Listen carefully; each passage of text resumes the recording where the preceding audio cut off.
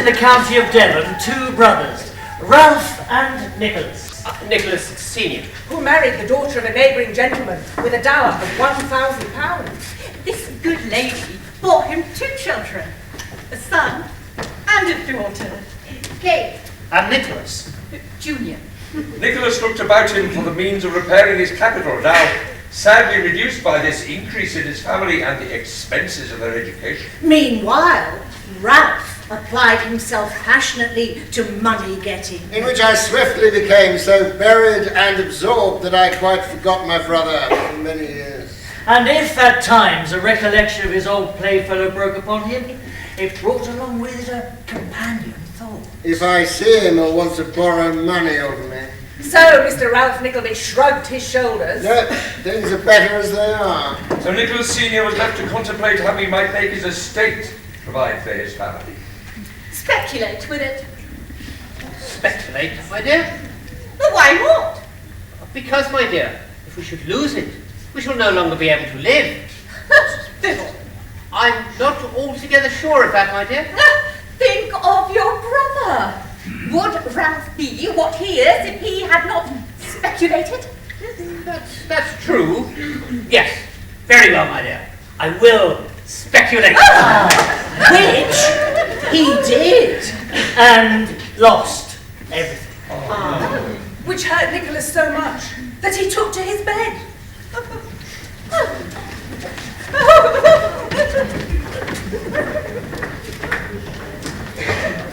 London. Mr. Ralph Nickleby is not, strictly speaking, what you would call a merchant. And neither is he a banker. Nor an attorney. And he's certainly not a tradesman. Nevertheless, as he lives in a spacious house in Golden Square, it's clear that he does, or pretends to be, business of some kind. He's conducting it now, assisted by his clerk. Newman Noggs. 2 goggle eyes, a cadaverous face. And a suit of clothes much the worse for wear, very much too small. And with such a scarcity of buttons, it's quite marvellous how he contrives to keep them on.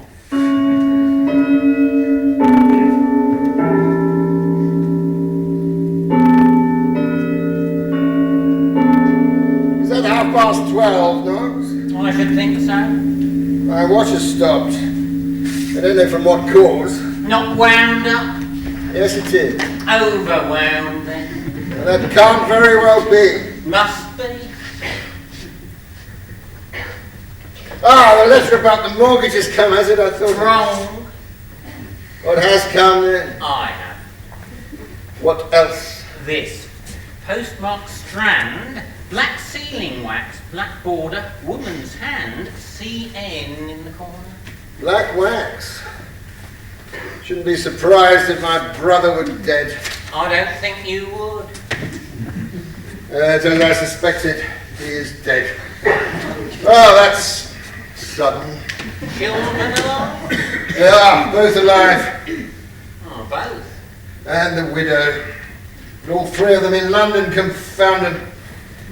The breath no sooner out of my brother's body than I'm to be looked to as the support of a great hearty woman and a grown boy and girl. What are they to me? I never saw them. All the same.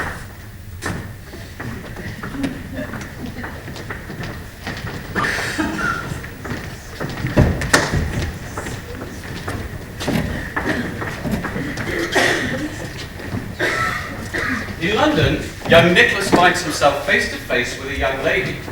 She raises her veil for an instant. And discloses a countenance of most uncommon beauty. Though shaded by a cloud of sadness. Who is she? Before he can recover from the first effects of his surprise and admiration. Ralph Nickleby. You know me, I think. Or Nicholas, I suppose. That is my name, sir. Well, ma'am, you must bear up against sorrow. I always do.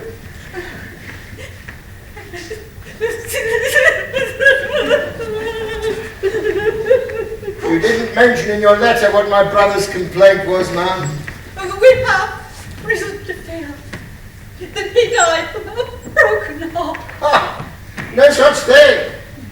I can understand a man's dying of a broken neck, We're suffering from a broken nose, broken heart, nonsense. Some people, I believe, have no hearts to break. And what do you mean to do for your bread, sir? Not to live upon my mother. On my word, shrewd. Fine beginnings, Mrs. Nickleby, fine beginnings. So, the creditors have administered, and there's nothing left. Nothing.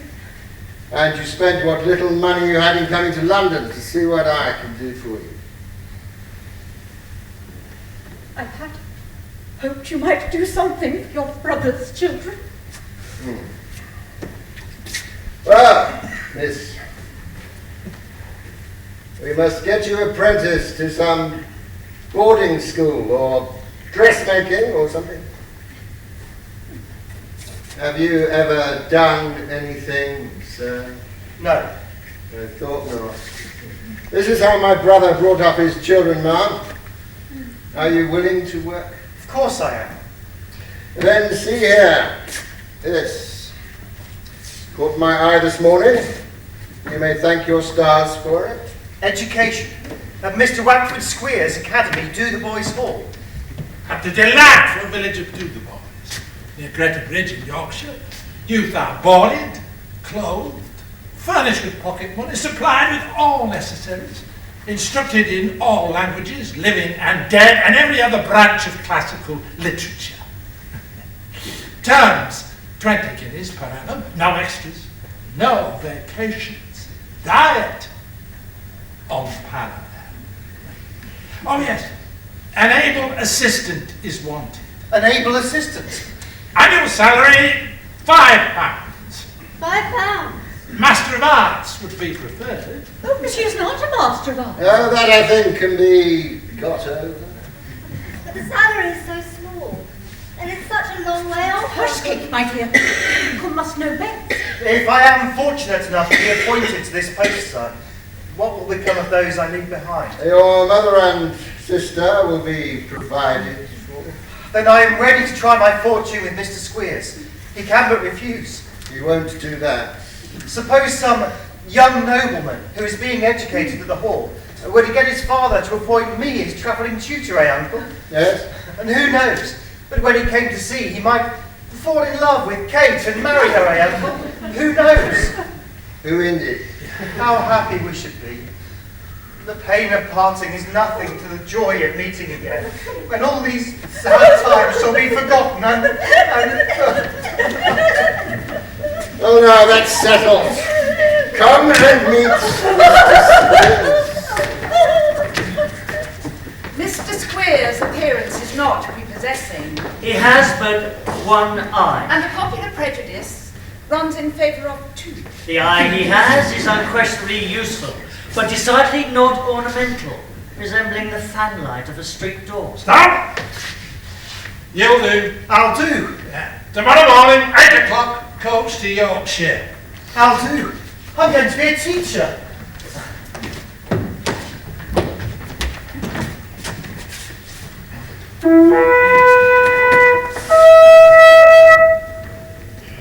Yorkshire! Yorkshire! Dotheboys Hall. Smite! A long, cold house, 1 story high, with a few straggling outbuildings behind, and a barn and stable adjoining. Smite! Is that you, Smite? Yes, sir. Then why the devil didn't you come before? Please, sir, I fell asleep over the fire. Fire? What fire? Where's there a fire? Oh, only in the kitchen, sir. My missus said I might go in there for a walk. Your missus is a fool. You would have been a deal sight more wakeful in the cold, I'll engage. Mr. Squeers has papers in his bag, letters. The boy glances at them with a sickly hope that one of them might relate to him. A very painful look, which goes to my heart, for it tells a long and very sad history. What? Have you, and has nothing been heard about me? Not a word. Nor ever will be. Brought here years ago by persons unknown. Left here, abandoned here. Poor boy. Still with the rags and remnants of hope. Pretty sorry, isn't it? With no money paid. Yeah. and no interest taken, no clue to be got who you belong to. A pretty sort of thing to feed a great fella like you and never hope to get one penny for it. Mrs. Squeers. She gives Mr. Squeers 2 loud kisses. One after the other, like a postman's note. How is my Squeery? Oh, my love. How's the cows? Oh, all right, every one of them. And the pigs? Oh, as well as they were when you went to work. Oh, that's a relief. The boys are as much as before, I suppose. Oh, they're well enough. But that young picture, he's had a fever. No! Damn that boy! He's always at something of that sort. This is the new young man, my dear. I take it you don't mind much how you sleep, sir. No, indeed, I am not particular. That's lucky. A host of unpleasant misgivings throng into Nicholas's mind. I look round at the dreary house and its dark windows, And out to the wild country all around, covered with snow. and I feel a depression of heart and spirit never felt before.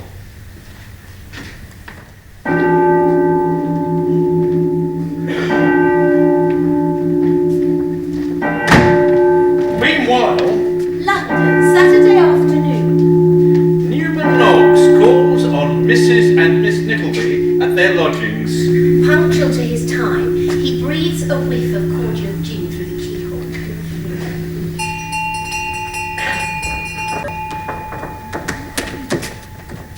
Noggs. From Mr. Ralph Nickleby. Oh, yes, of course. He's found you new lodgings. Oh, how kind. Cheaper. Look. We should get a coat. I'll get one. Oh, I can't suffer you to think of such a thing. You can't help it. Not help it. Now I think of a great many things. Nobody can prevent that. Well, No, some people would. If they had their way. Into the city. Eventually they stop in front of a large dingy house in Thames Street. The door and windows bespattered with mud, the room sullen and dark. Picture of cold, silent decay. How browning and how dark it looks. well then, my dear. Why didn't you think of that before? You might have borrowed a dog or something. But no, it's always the way. I have to think of everything. Still, it's very kind of your uncle to be so thoughtful. Very kind.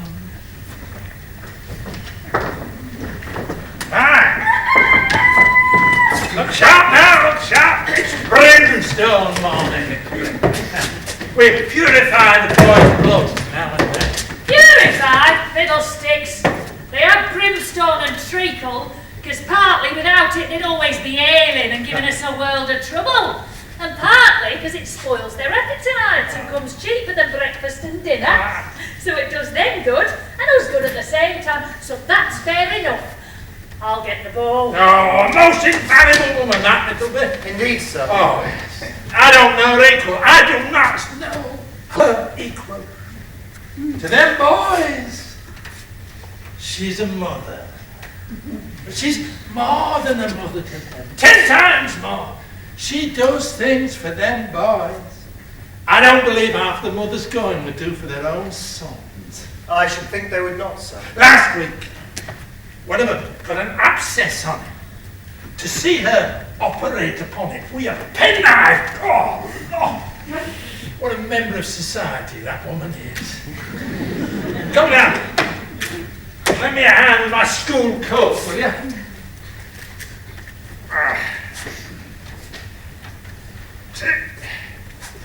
Now then.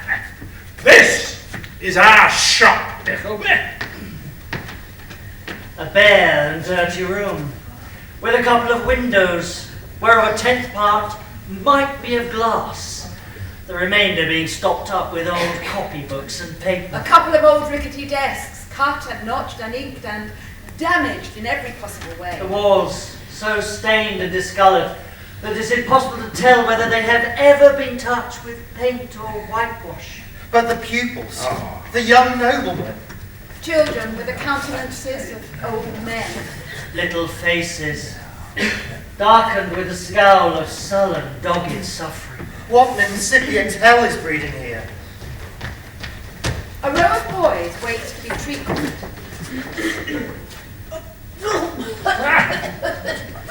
And those who escape make a variety of wry mouths, indicative of anything but satisfaction. Is that physic in there? Just finished.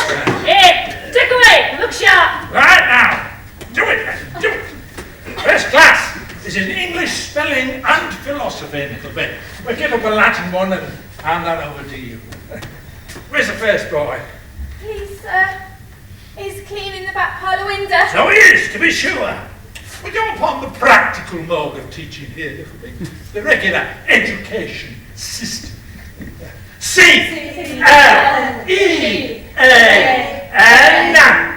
Clean. Verb active, to make bright, to scour. W-I-N, win. D-E-R, window. Casement. When a boy knows this, he goes and does it. Where's the second boy? Please, sir, he's weeding gardens, sir. Oh, so it is, to be sure. B-O-T! Bot! T-I-N! Bottin! N-E-Y! Botany! Botany! Noun substantive. Botany. A knowledge of plants. Once he's learnt that botany means a knowledge of plants, he goes and knows them. That's our system, Nickleby. What do you think of it? It's a very useful one at any rate. I believe you. Third boy. What's a horse? A beast, sir. Ah, so it is, isn't it, Nickleby? I believe there is no doubt about it. Of course there isn't. A horse is a quadruped. And quadruped is the Latin for beast. As anyone knows who's been through his grammar, that's the point of having a grammar in the first place. Where indeed? Right, now, since you're perfect in that, you can go and look after my horse and rub him down well, or I'll rub you down. Rest of the class! Go and draw out water until someone tells you to leave off. For it's washing day tomorrow and they want the coppers filled. So saying, he dismisses his first class to their experiments in practical philosophy. That's the way we do it, Nickleby, and a very fine way it is too. Now then, you take them little boys and you hear them there reading, for you know, you must begin to be useful. Idling round here just won't do. My dear Kate, I have arrived at Dotheboys Hall, and all is very well. Nickleby!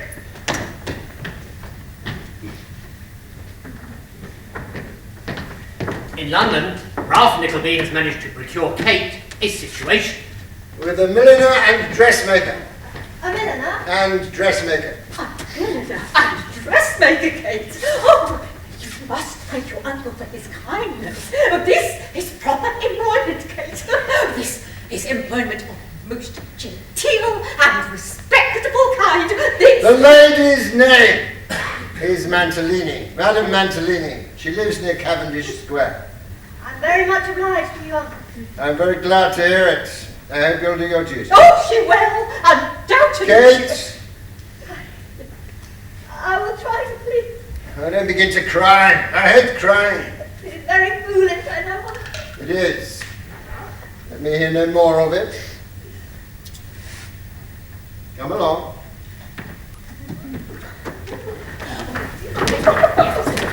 They made their way without further conversation to the dressmaker's door. Madame Mantalini's showrooms are on the first floor, a fact which is notified to the nobility by the casual exhibition of 2 or 3 elegant bonnets of the newest fashion. And some costly garments in the most approved taste. Hello! Who's there? Damn it! What, Nickleby? Oh, damn it, you don't mean to say you want me, do you? No. Damn it. My niece. My dear. Damn rum fellow you are, Nickleby. Damned as queer as tepid old coin of gold and silver ever was, Dennis. I didn't know Mr. Nickleby was here, my love. And there was a doubly damned infernal rascal. That footman must be my soul. Can you speak French, child? Yes. Like a damn native.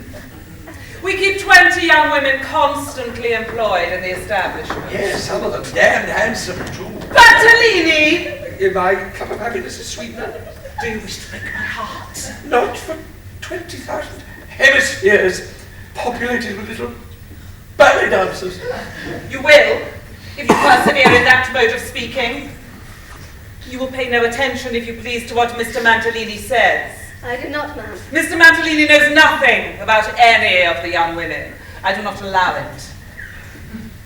What hours of work are you accustomed to? I have not yet been accustomed to work at all, ma'am. So she'll work all the better now. I hope so. Our hours are from 9 to 9 with extra work when we're very full of business. You'd better begin on Monday morning at 9 exactly. Miss Nat! Madame Mantalini's invaluable, poor woman. At your service, Madame Mantalini. You will be here to meet this young person. Certainly, certainly. I shall deem it an honour. It is generally troublesome to have young people about. They're so unused to the business, you see. But this young person, well, I'm sure she'll try her best. I shall, Miss. Lovely, lovely. I feel an interest in her already. Thank you. Oh, yes, we shall do well. Oh, Miss Nickleby and I are quite a pair, although I am a little lighter than Miss Nickleby, and I think my foot might be a little smaller. Miss Nag still aims at youth, though she shot beyond it years ago. She's one of those people best described by the accident, that you may trust them as far as you can see them, but no farther. Miss Nickleby will not be offended, I am sure, when I say that our family have always been celebrated for our small feet, ever since our family had any feet at all. I once had an uncle who lived in Cheltenham. He had a most excellent business as a tobacconist. He had such small feet that they were no larger than those generally joined to wooden legs. The most symmetrical feet that even you can imagine. I so look forward to seeing you on Monday. Now then, all provided for. My dear Nicholas, our uncle has found me a place with Madame Mantalini, where I'm sure I shall do very well.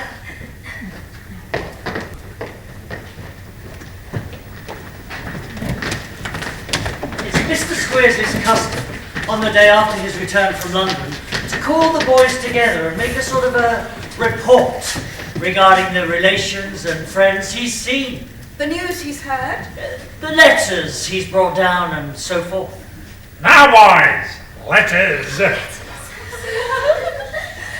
Let any boy speak a word without leave and I'll take the skin off his back. Boy. I have been to London and have now returned to my family and you as strong and well as ever. Well? Hooray! Hooray! Hooray! I met the parents of some boys and they're so glad to hear how their sons are getting on. There is no prospect at all of them going away. But it is a very pleasant thing to contemplate for all parties. I have had some disappointments to contend against. Boulder's father was £2.10 short. Where's Boulder? Yes, sir. Boulder, you are an incorrigible young rascal. Since the last thrashing did you no good, we must see what another will do towards beating it out of you. I'll see you later. Now then. Oh, yes. A letter for Cobby! Where's Cobby? Oh, yes, what does this say now? Cobby's grandmother is dead. And his Uncle Jim has took to drinking. And that's all the news his sister sends. Oh, except for 18 pence. which will be just enough to pay for that square of broken glass. Mr. Squeers, my dear, if you'll take the money. Mr. Squeers then proceeds to open a miscellaneous collection of letters, some enclosing money. Mrs. Squeers takes care of. And others referring to small items of apparel as caps and so forth. All of which the said lady states to be too large or too small, and calculated for nobody but young Squeers, who has the most accommodating of limbs, since everything that comes into the school fits him to a nicety. This business dispatched, a few slovenly lessons are performed, and Squeers retires to his fireside, leaving me to see that the boys are settled for the night. There is a small stove at that corner of the room, and by it Nicholas sits down. The cruelty of which he has been a most unwilling witness. The filthy place, the sights and sounds around him. All of which fill him with honest disgust and indignation. Smile, you need not fear me. Are you cold? No, Oh, you are shivering. I'm not cold. I'm used to it. Poor boy. Oh dear, oh dear. My heart will break. It will. It will. Do you remember the boy that died here? What boy? I was with him at night. And at last, when all was silent, he cried no more for friends to come and sit with him. But he said he began to see faces around his bed that came from home. He said they smiled and talked to him. He died at last, lifted his head to kiss them. Are you here? Yes, yes. Whose faces will look on me when I die? Who will talk to me in those long nights? The bell rings us to bed, and Smite creeps away as if anxious to avoid notice.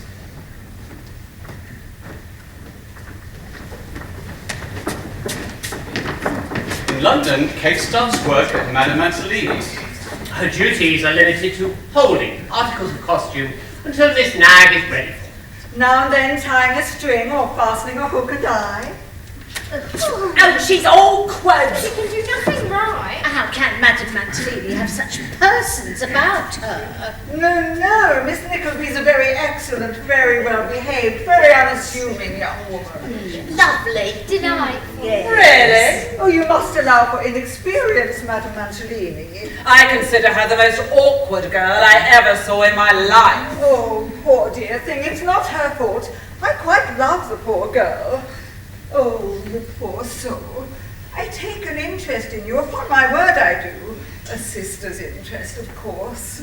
So all is well until an old lord of great family who plans to marry a young lady with no family in particular Comes to the shop to witness the ceremony of trying on 2 bonnets. My lord. Miss Nag!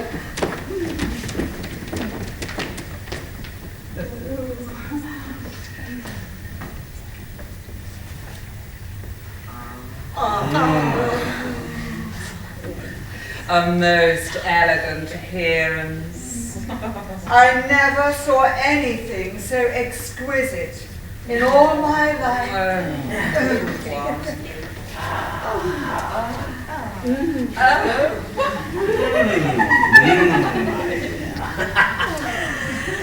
Madame Mantalini. Ah. Pray, send for that lovely young creature I saw yesterday. I hate being waited upon by frights or elderly persons. By all means, my dear. The lovely young creature. By all means, my dear. Yes, my lord, being a great admirer of beauty, must positively see her. Miss Nag, send up Miss Nickleby. You needn't return. I beg your pardon, Madame Mantalini. What did you say? You needn't return. Oh, Miss Nickleby! Miss Nickleby! Miss Nickleby! You nasty creature! You bold-faced thing! Oh, I hate her! We detest and hate her. Oh, for 15 years I have been the credit and ornament of this establishment. Thank God I have never in all that time been exposed to the vile arts of such a creature. Have I lived to this day to be called a fright? Oh, no. Have I deserved to be called an elderly creature? No. Never let her speak to me again. Never let anyone who is a friend of mine speak to her. Slut, hussy, impudent, artful hussy. We hate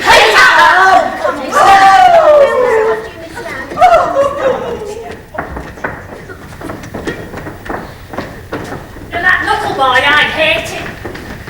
To the boys' hall.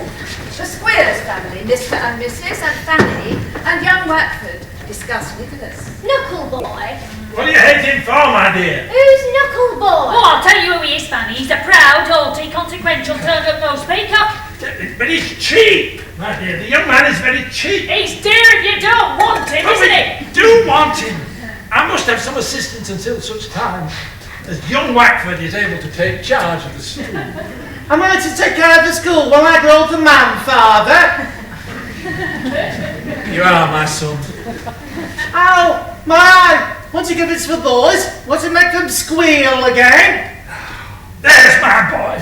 There's my little Wackford. Oh, what a specimen you are, the boys all feeding. Ain't you fit to bust out of your clothes and make the very buttons fly off with your fatness? There's flesh. There's solidness. Why, you can hardly get enough of you between thumb and finger to picture. Look at them tears. Oh, there's oiliness. I shall put you in the advertisement to show to the parents and guardians. Look at this boy. Himself, a pupil. Why, what a miracle of high feeding this boy is. Oh, never mind him. We were talking about Knuckleboy. But who is he, Ma? I've been away, so who is this Knuckleboy? Nickleby! Your father thinks he's the son of a poor gentleman what died. The son of a gentleman. Gentleman? Oh, I hit him. What's the poison? Oh, the son of a gentleman, though. Miss Fanny Sueers decides to take a personal observation of Nicholas. His beautiful dark eyes. His sweet smile. His straight legs. Upon which the last named article she laid particular stress. The general run of legs at Dotheboys Hall being crooked. Oh no, he's something quite out of common.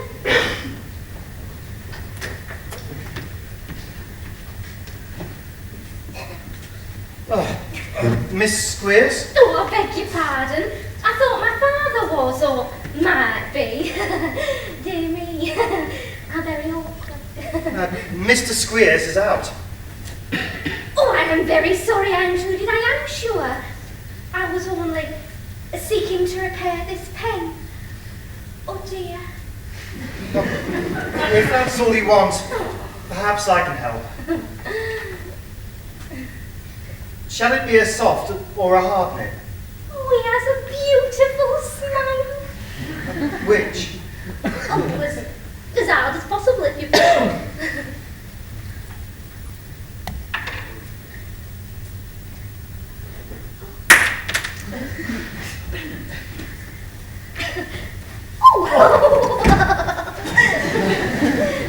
I'm sorry, very awkward of me. Not at all, sir. Sorry to give you so much bother. Not the least bother in the world. I never saw such legs in the whole course of my life. Miss Fanny Sueers is in love with Nicholas Nickleby. She's what?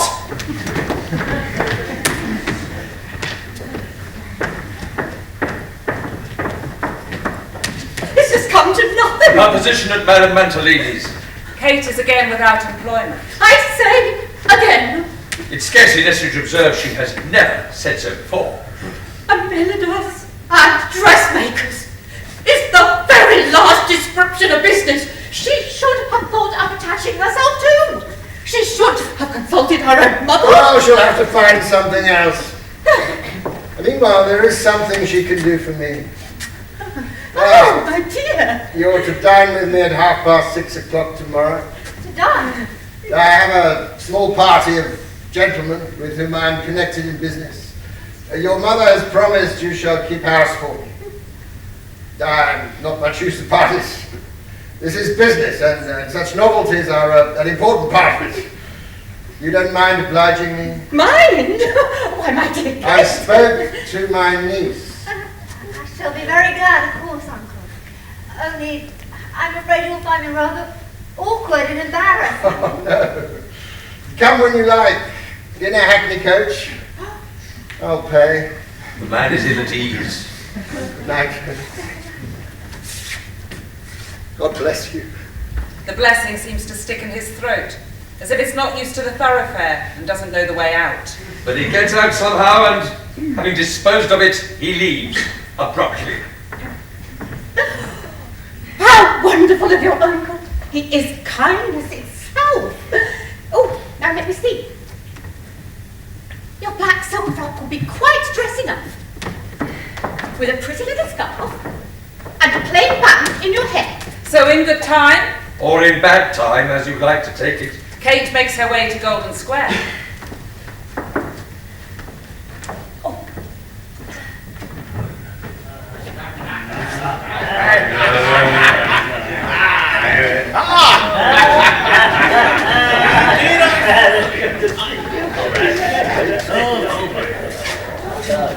Pray, Uncle, are there any ladies here? No, don't know any. Must I go in immediately? Oh, why not, my dear? Everyone is here. Dinner is about to be announced.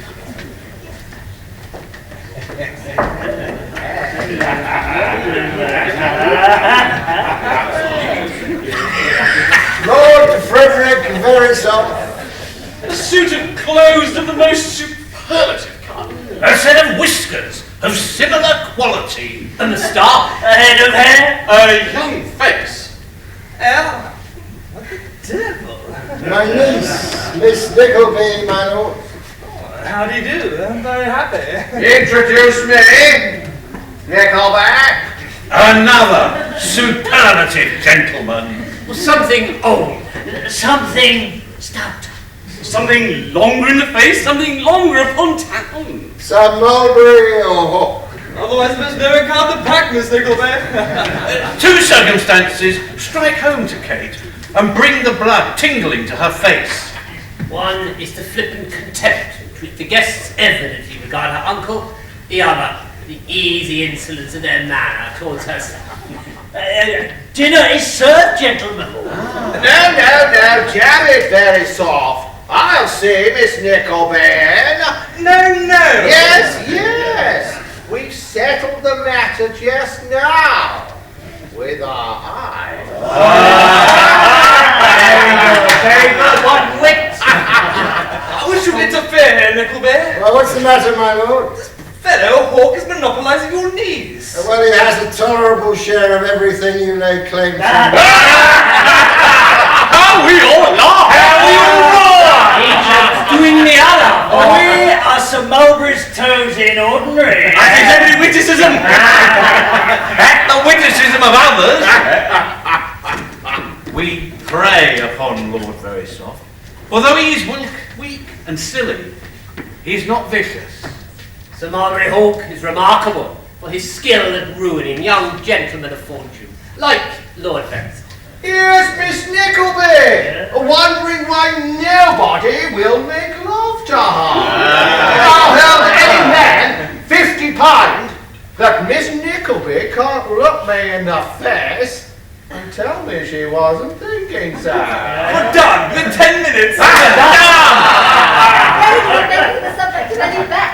Uncle, you... Why not, my dear? There's nothing to it. If the gentlemen insist upon it. It's quite cruel. It's horrid cruel. I don't care if I do lose. One look from Miss Nickleby's eyes is worth double the money. More! Far more.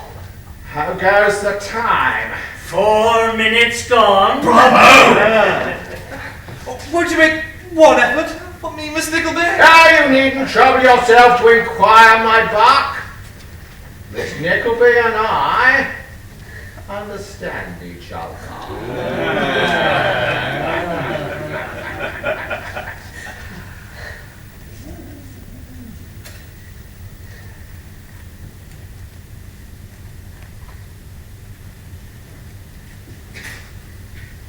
Well, my dear, do you deny it?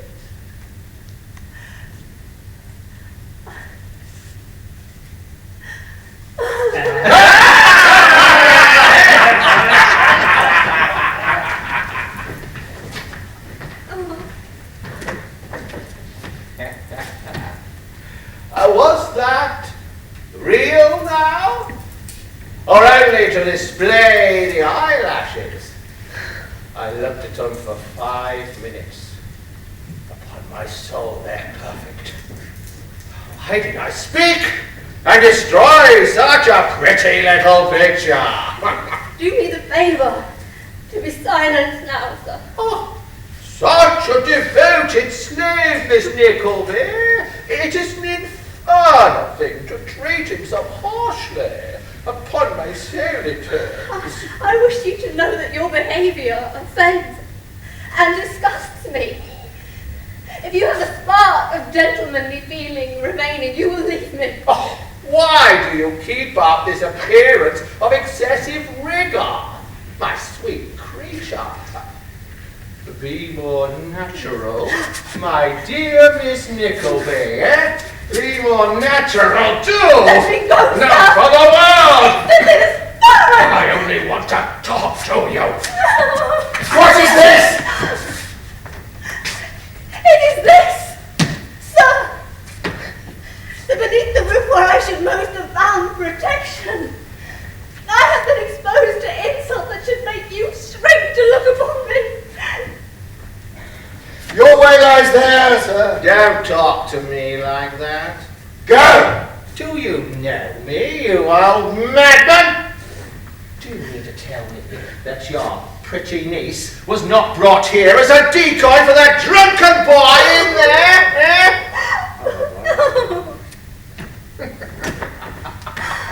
Oh, pity's sake, let me go.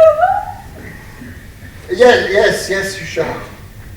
First, dry your eyes. Pose yourself. Oh, Uncle. What have I done? What have I done that you should subject me to this? Did not know it would be like this. It was impossible for me to foresee it. Please just send me home. Yes, I will. Kate, no one must know of this but you and I. Do you understand?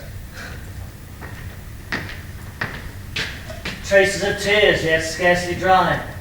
The flushed cheek, the look of sorrow. All fired some dormant train of recollection in the old man's breast. And the face of his dead brother seemed present before him.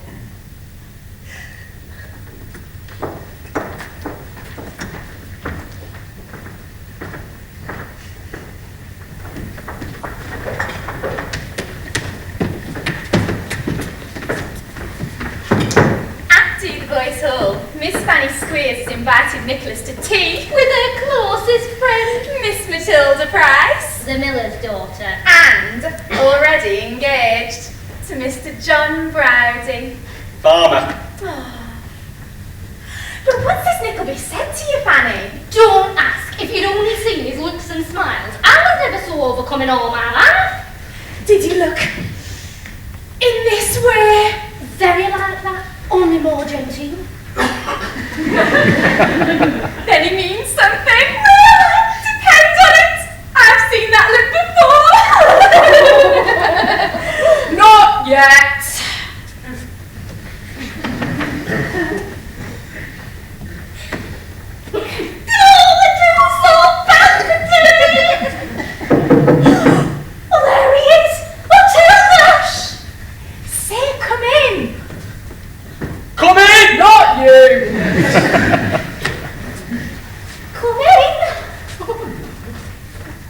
Good evening, Miss Price, Mr. Browdy. Hi. It all matters. You may go on just as you would if you were alone. Oh, dear, sir, I'm ashamed at you. You don't get bread and butter every night, I expect? No. No. Shall John and I go into the little kitchen and come back presently? No! What on earth should you do that for? Men are so fickle, and always were, and always will be.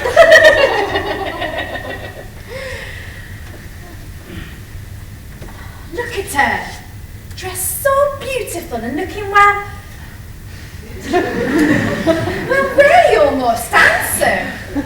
I am ashamed at you. Oh, you don't mean? She does. Oh. Can we now move on to bread and butter? Oh dear. May I ask if Miss Squeers supposes that I'm in love with her? Did you suppose so? Delightful embarrassment. I brought him to it at last.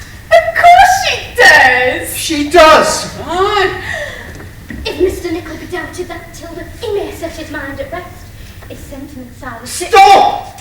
This is the grossest and wildest illusion that ever human being laboured under.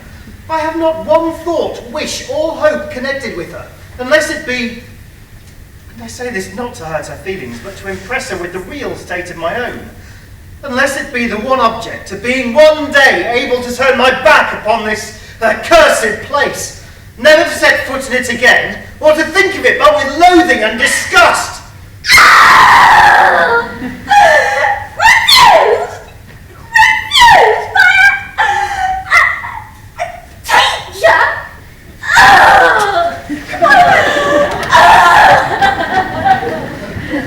So now my life here is made worse. Not through his own discomfort, but by an increase of injustice and persecution levelled at the poor boy's spine. To make us both suffer. And so it does until... The cold, feeble dawn of a January morning steals in at the windows of the common sleeping room. And I look upon the sleepers as a man misses something his eye is accustomed to meet. Smike? Now then, you're going to sleep all day up there? You lazy hounds! We shall be down directly, sir. Down directly? You better be down directly. I'll be down on some of you in less. Where's Smike? He is not here, sir. Don't tell me a lie, he is. He is not. Don't tell me what. Well, we'll soon see. I'll find him. I want you.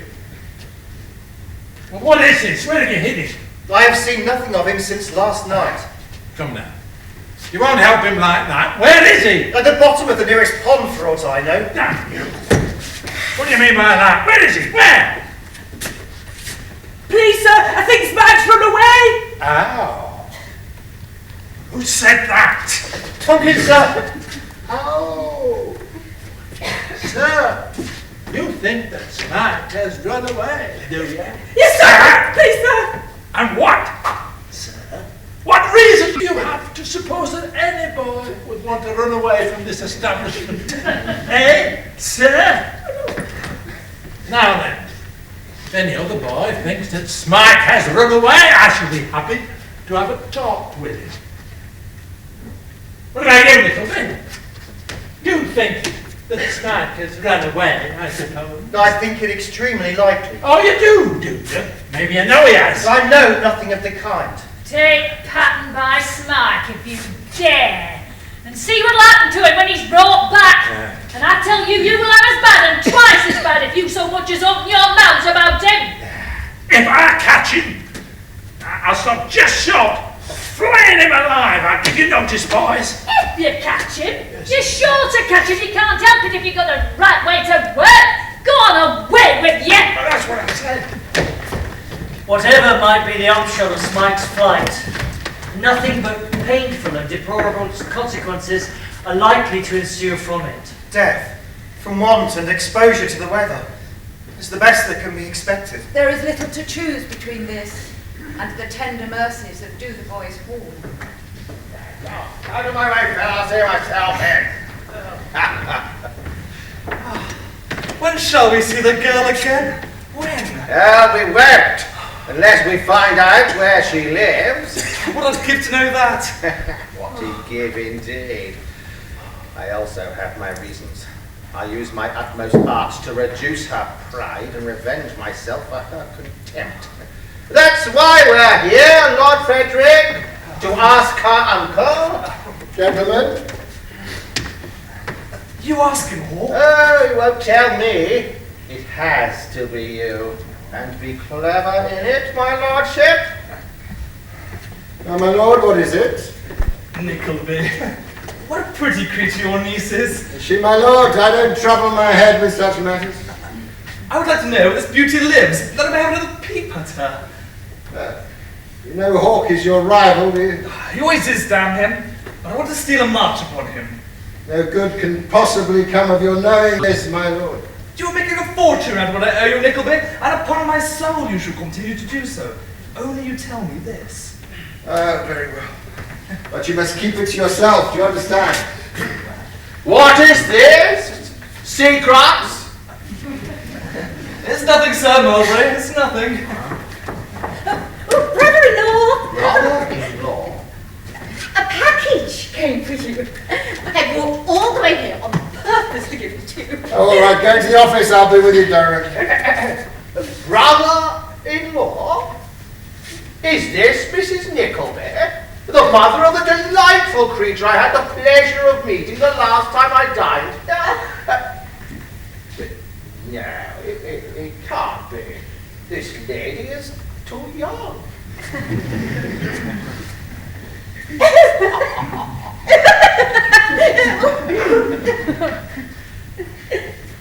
Miss Nickleby is my daughter, yes. Daughter, my lord! This lady's daughter, my lord. Lord! Well, I never did. Upon my soul, how is Miss Nickleby? Oh, quite well, my lord. Quite well. Oh, well, she wasn't well for some time after she dined here. I can't help feeling she caught cold in a hackney carriage coming home. Hackney carriages are such nasty things. I once had a swelled face for 6 weeks, my lord, after riding in a hackney carriage. And you've come all this way today. What a confounded distance. How far is it now? Oh, well, it's just a mile from our door to the old baby. Yeah, not so much as that. Oh, yes? Well, it must be. Well, it's all down Newgate Street, and then all down Cheapside, well, up Lombard Street, down Christchurch Street, and along Thames Street, as far as Bigwood, it's off, yes, it's a mile. Surely you don't mean to walk all the way back again? Lord Frederick, we are going Mrs. Nickleby's way. We'll see her safely home. I couldn't possibly trouble you. Sir Mulberry Hall and Lord Verisont.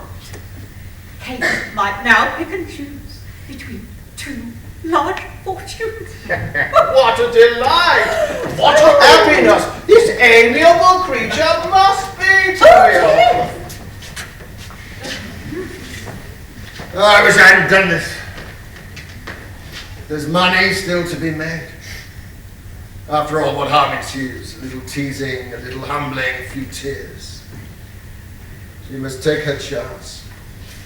Yes, she must take her chance.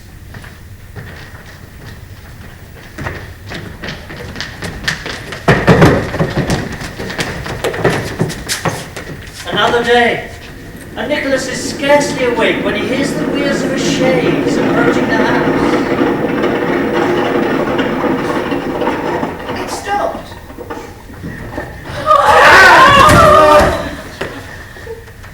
Left him up.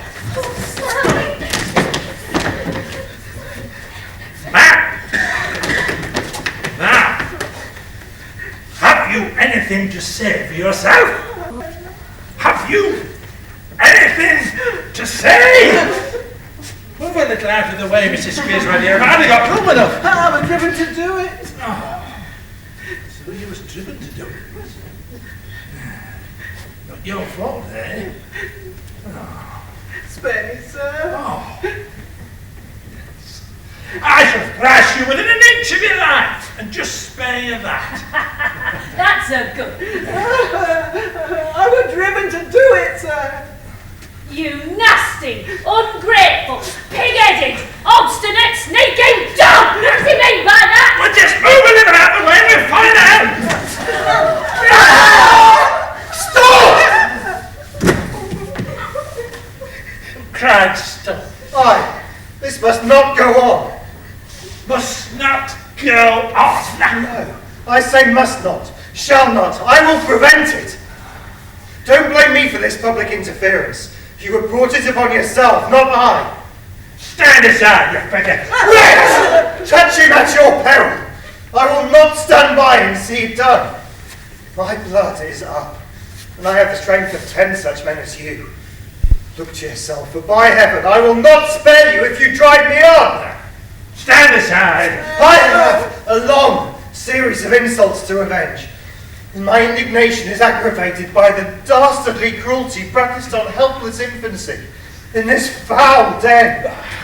Have a care, for if you do raise the devil within me, the consequences shall fall heavily upon your own head.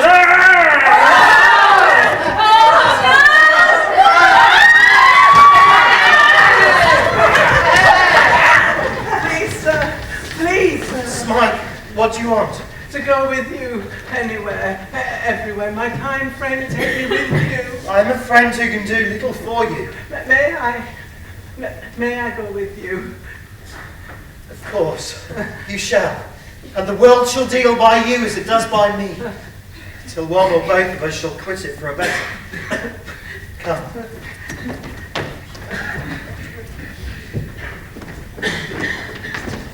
London, the lodgings of Newman Knox. Where that gentleman has been invited to celebrate with the For the family who occupy rooms in the same house. It is the anniversary of that happy day on which the Church of England, as by law established, had bestowed Mrs. Kenwigs upon... Mr. Kenwigs! And in grateful commemoration of the same, Mrs. Kenwigs has invited a few select friends to supper.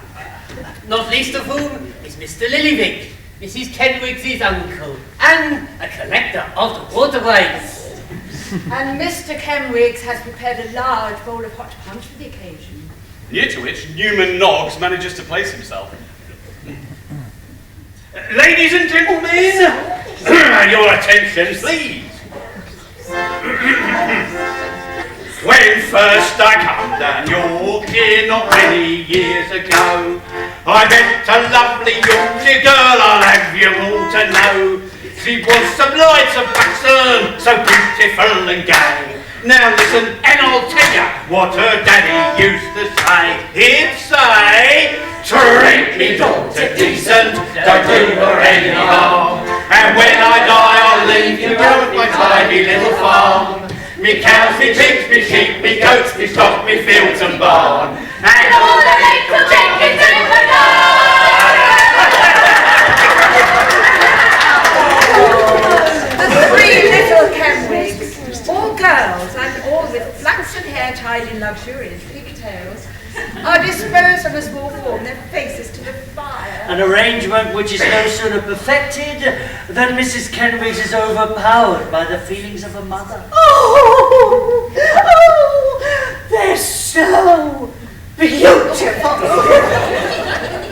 Oh, they're much too beautiful to live. Much too beautiful. I'm hearing the alarming presentiment of their being doomed to an early death in the flower of their infancy. All 3 little girls.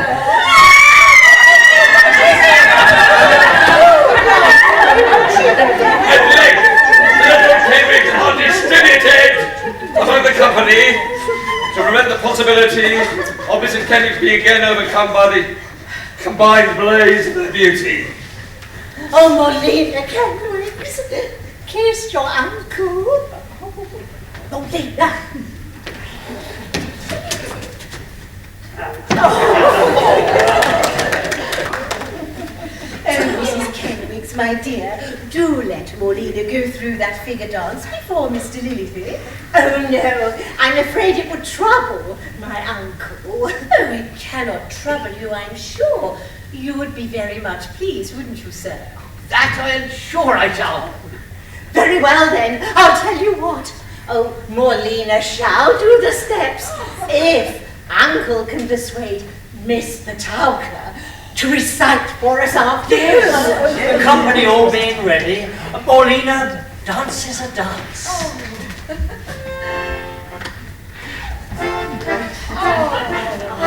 A very beautiful figure, comprising a great deal of movement with the arms.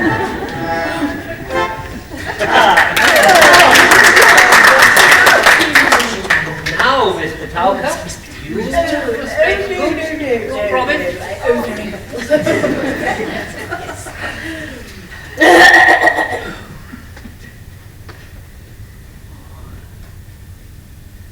The blood drinker's burial. It was a dark and There's something Nicholas's like, footsore and nearly shoot.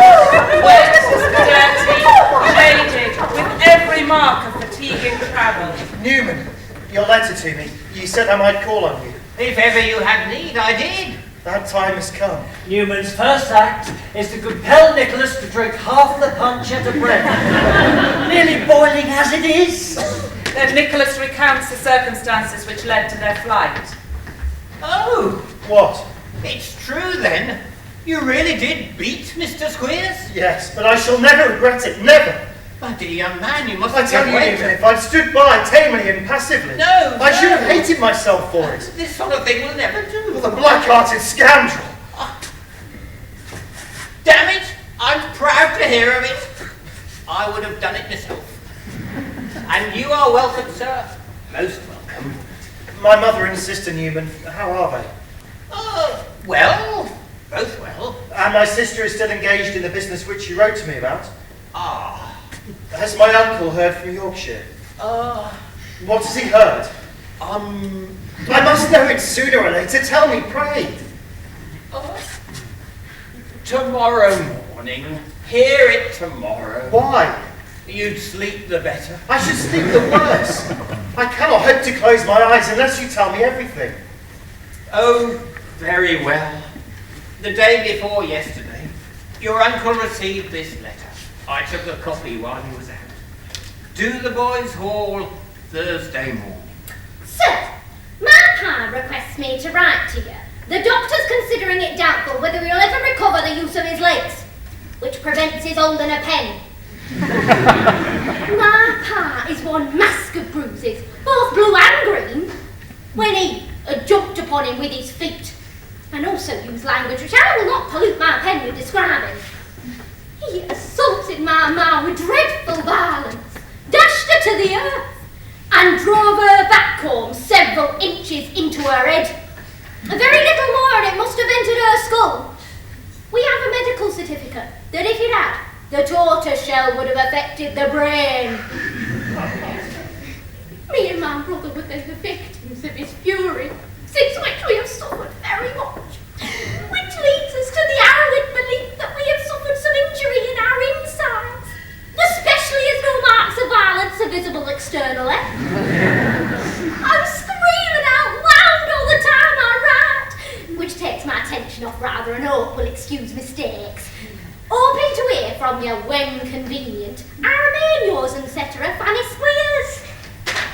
This is pretty, very pretty. I never will believe it. Never. These are not inventions, my dear. The man is assaulted. Your brother is not to be found. It is impossible. Mamma, how can you hear such statements? Oh, Everything combines to prove the truth of this. Do innocent men steal away from the sight of honest folks and skulk in hiding places like outlaws? Assault, riot, theft, what do you call these? A lie! Nicholas! You. My dear Nicholas, be calm. Consider. Consider, Kate. Oh, dear. Dear. I don't know what to think. I really don't. Now, sir, you will hear a word or two from me. Speak what you please. I take little heed of what you say or threaten. You shall not have one penny of my money, one crust of my bread, one grasp of my hand to save you from the loftiest gallows in all Europe. I will not hear your name.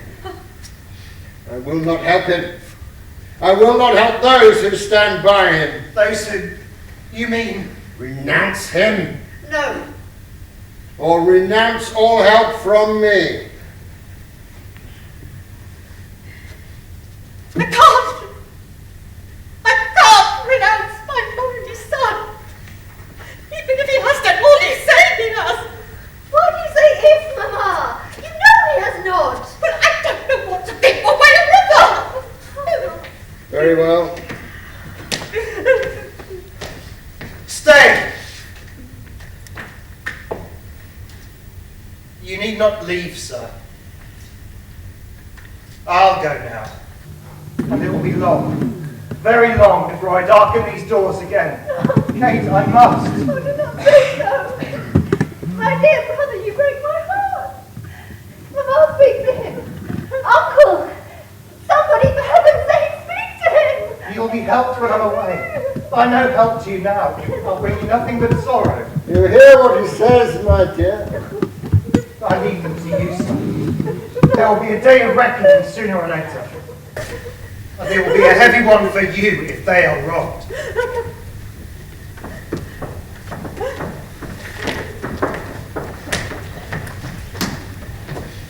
No income, no prospects, no home. No. I have the companionship of Smike, and you, Newman, to keep me from destitution and despair. My companionship is meagre enough, Nicholas, and must be secretive. Smike, what is this? What are you doing? I'm going away. No, Smike, why? You've got into great trouble by bringing me with you. I ought to have stopped behind. You haven't even got enough for yourself, and I cannot bear to see how I am burdening you. I tried to go just now, but I cannot leave you without a word. The word which separates us shall never be said by me. Oh, I would not lose you now, Smike. Give me your hand. My heart is linked to yours. We will journey together. What if I am steeped in poverty? We will leave London today and be poor together. Well,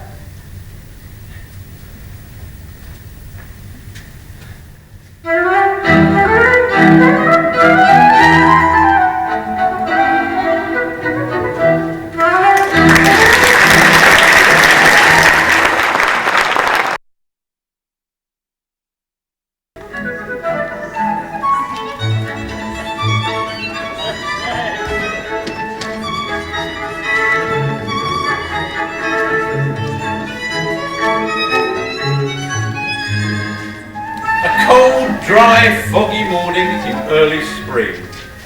The tread of the slipshod feet, the chilly cry of the poor sweep as he creeps shivering to his early toil. The heavy footfall of the official watcher of the night as he paces slowly up and down. 6 o'clock and all's well. 6 o'clock and all's well. Nicholas and Smike are leaving London. now listen to me, Smike. We're bound for Portsmouth. What? Yes, we might get on board some ship. I'm sure I could be useful in many ways. Oh, so could you. I do hope so. When I was at that, you know where I mean? Yes, I know. When I were there, I could milk a cow with anybody, and I am very willing. God knows you are. Do you remember much of that time, Smike? I used to, but it's all gone now, all gone. I were very small, I do know. Such a little creature. You didn't find your way there alone? No. Oh, no. Who was with you? A man. A dark, withered man. He left me there. I was glad to leave him. I was afraid of him. Do you remember any other house? No. Yes. A room. I remember slept in a large room at the top of a house with a trap door in the ceiling. is it? What's on the other side? Where is it? A clock. It's in the corner. Help! Nicholas! It's all right. It's all right. It's gone now, Smike. Gone. Yes. We'll move on. Here, let me take the bundle. No, let me do something for you. So, onward they keep with steady purpose. But the way is difficult, and Smike is soon tired. On the second night, twilight is already closing in, when they stop at a roadside inn, still yet 12 miles short of Portsmouth. And there, staying for supper, is... Mr. Vincent Crummles! And company.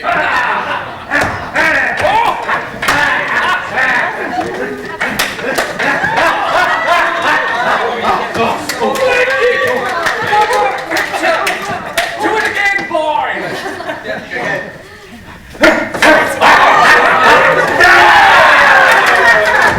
What do you think of that, sir? Oh, very good indeed. You won't see such fellows as those very often, I take it, sir? Oh, no. Perhaps if they were a little better matched. Matched? Yes, I mean if they were a little more of an age. How will you get the sympathies of the audience if there isn't an older fellow contesting against a young one? That didn't occur to me, I confess. That's the whole point. We open in Portsmouth the day after tomorrow! If you're going there, come and see us. Oh, thank you. Excuse my saying, but what a capital countenance your friend has got. Poor fellow. I wish it were a little more plump. No, you'd spoil it forever. Do you think so? Oh, what an actor he'd make for the starved business as was never seen in this country. He could play the apothecary in Romeo and Juliet and be certain of 3 rounds the moment he stuck his head out of the practical door.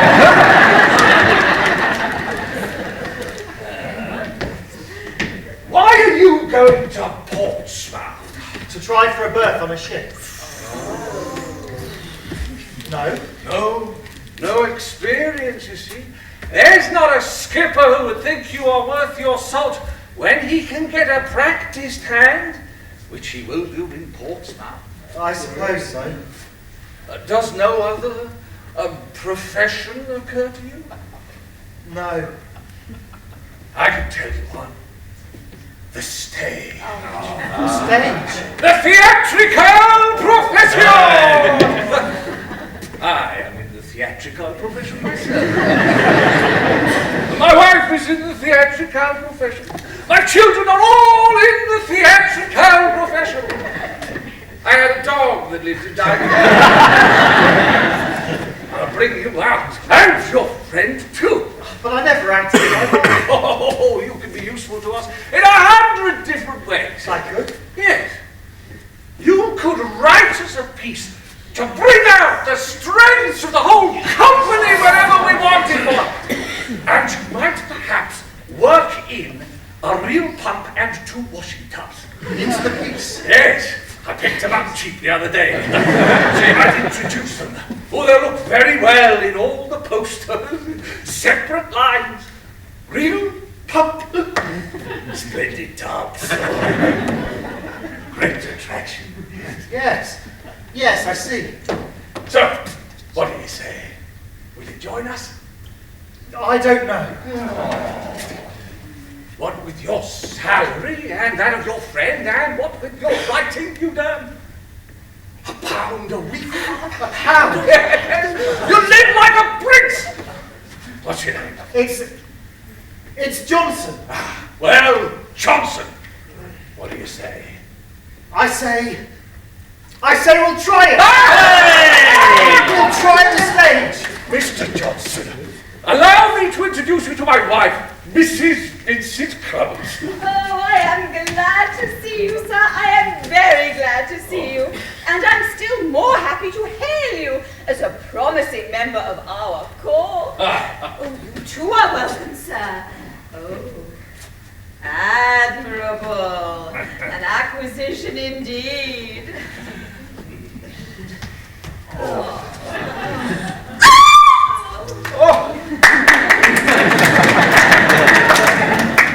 This, sir, is the infant phenomenon, Miss Ninetta Crummles. Your daughter? My daughter, sir.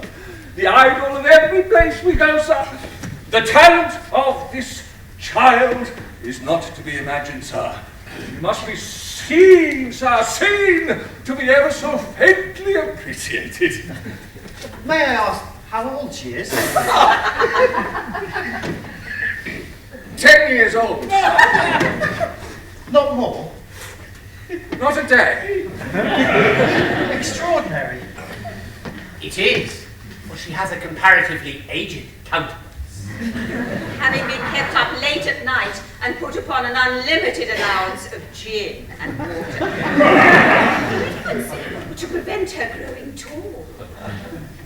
Ladies and gentlemen, my friends, our new augmented company is now in a position to give Portsmouth something it will cherish and remember forever! Hey! We shall give them Romeo and Juliet! With Mr. Johnson here playing the part of Romeo and his gaunt friend as the apothecary. Now, on! We go on to Portsmouth! Is it true I am to be an actor? It is, Smike. Your servant, sir.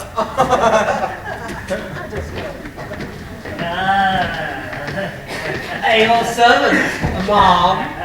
London. So skillful are the manoeuvres of Sir Mulberry's toads that he manages to encounter the delightful Miss Nickleby. Again and again and almost everywhere. He cannot help it. Wherever he goes, so does Sir Mulberry Hawk. Don't hurry, don't hurry. You must not seek to detain me, sir. Oh, why not? Oh, my sweet creature, why do you keep up this show of displeasure? Show? I hold you in the bitterest detestation and contempt, sir. On my soul, I like her better in this mood than when her eyes are cast down and she's in perfect repose. Here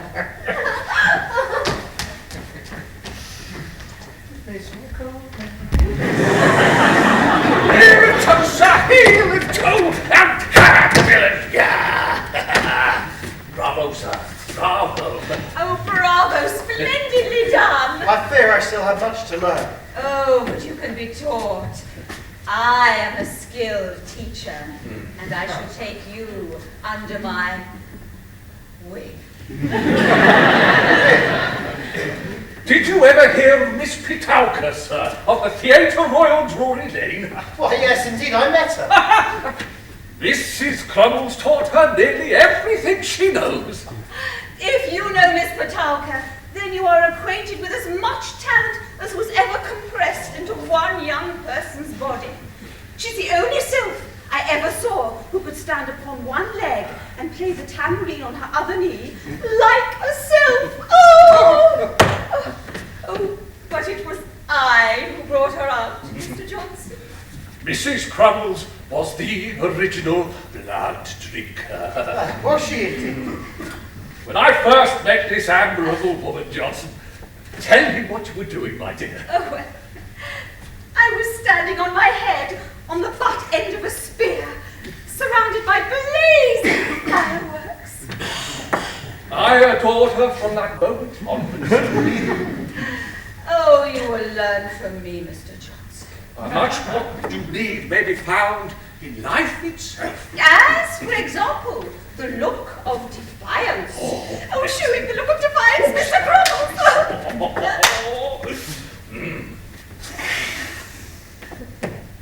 I shut you, sir, with disgust and loathing. And then you give an upwards look, starting with the boots and ending with the head. Followed high, a downward one, starting at the crowned head and ending with boots. See?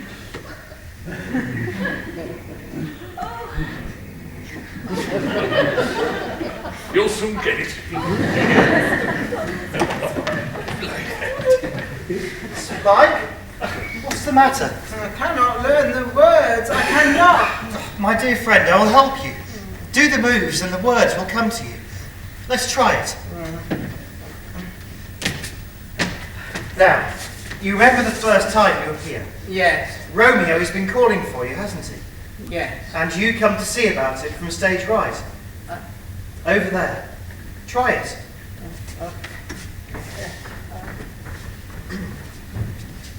What ho, apothecary! Apothecary! Spike! Yes. No. No. No. Who calls so loud? Well, you do. You just did. That's what you say. Who calls so loud? Who calls so loud? That's right. Who calls so loud? Yes. Who calls so loud? Who calls so loud?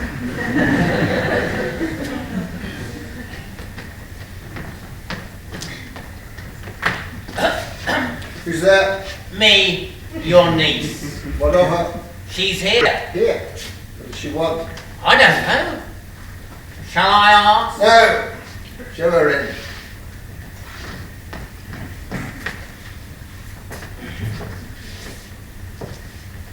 Tears. I can guess the cause of this. Oh, there's the harm, a few tears. It's a lesson for her. Excellent lesson. What's the matter? I have been wronged, Uncle. My feelings have been insulted. Wounded past all healing. And by your friends. Friends? I have no friends. I cannot bear these insults any longer. What insults, girl? Oh, Uncle, I'm so wretched. My heart is breaking. I'm sure you will help me. I'm sure you will. How can I help you, child? Well, you have influence with these men, I know. Can you not ask them to desist from me? No, I cannot say it. You can't. We are connected in business. In business! I cannot afford to offend them.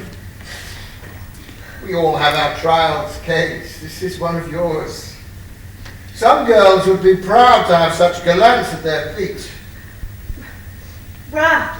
And if they dog your footsteps, what of it? You'll soon pass. Some other novelty will arise, and you'll be free. In the meantime. Oh, no. No, I will hide myself from them. And from you. Since you refuse to do so. I must trust in God to help me.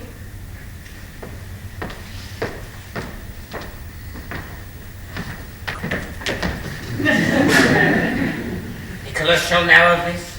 If I have any power to act left in me, my young friend shall know of this.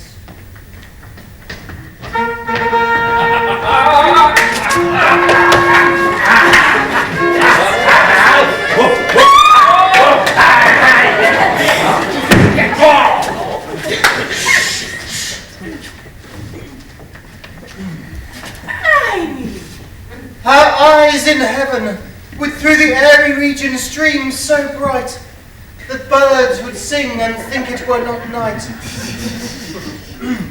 See how she leans her cheek upon her hand. Oh, that I were a glove upon that hand, that I might touch that cheek. Ay me. She speaks. Oh, speak again, bright angel. For thou art as glorious this night being o'er my head, as is a winged messenger of heaven, unto the white, upturned, wondering eyes of mortals that fall back to gaze on him, when he bestrides the lazy pacing clouds, and sails upon the bosom of the air. Oh, Romeo, Romeo, wherefore art thou Romeo? Deny thy father, and refuse thy name, or if thou wilt not, Be but sworn, my love, and I'll no longer be a Capulet. Shall I hear more, or shall I speak at this?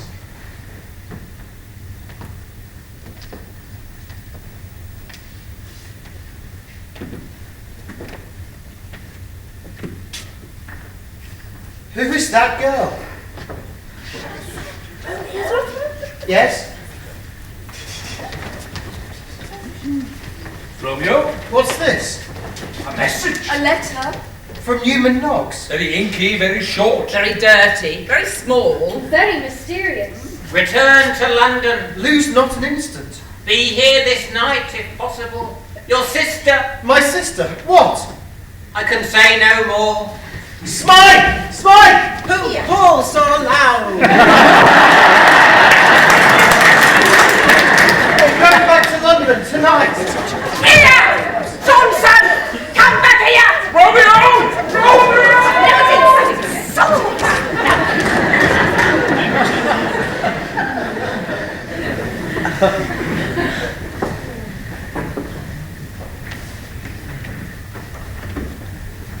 Madeleine, Father, what are you doing? I'm sorry, Father.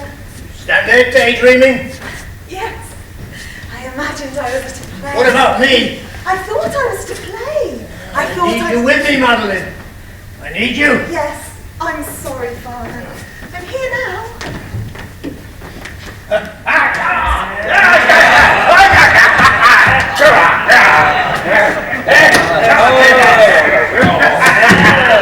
Hey! Well, of course I did! So you doubt me? Not very soft. You sir, no. You're capable of anything. London night is falling. Sir Mulberry Hawk, Lord Verysoft, and the ever-attendant Toads are dining out. A rather noisy party. Easy of conscience, cool and indifferent. We're here for the night!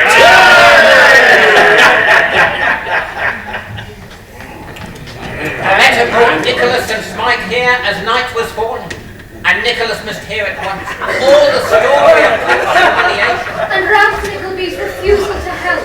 To treat the poor boy's sister thus, to offer her no protection. It was outrageous. It is outrageous. But what could Nicholas do?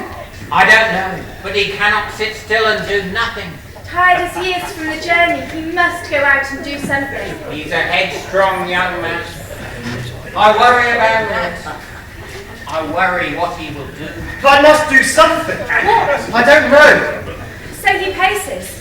Hour upon hour he paces the streets, until, quite worn out and exhausted, he is obliged to get some rest. Where else? Somewhere between Park Lane and Bond Street. A handsome hotel. Nickel! Kate! Nickleby! He thinks he's heard.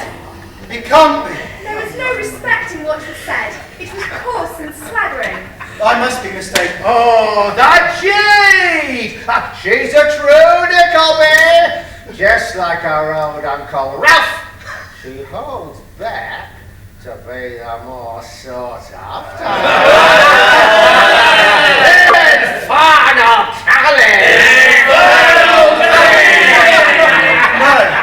No mistake. They deride Kate's sufferings. Jeer at her virtuous conduct! Bandy the name from mouth to mouth. And make her the subject of coarse and insolent wagers! Let me have a word with you, sir. With me, sir? I said, with you.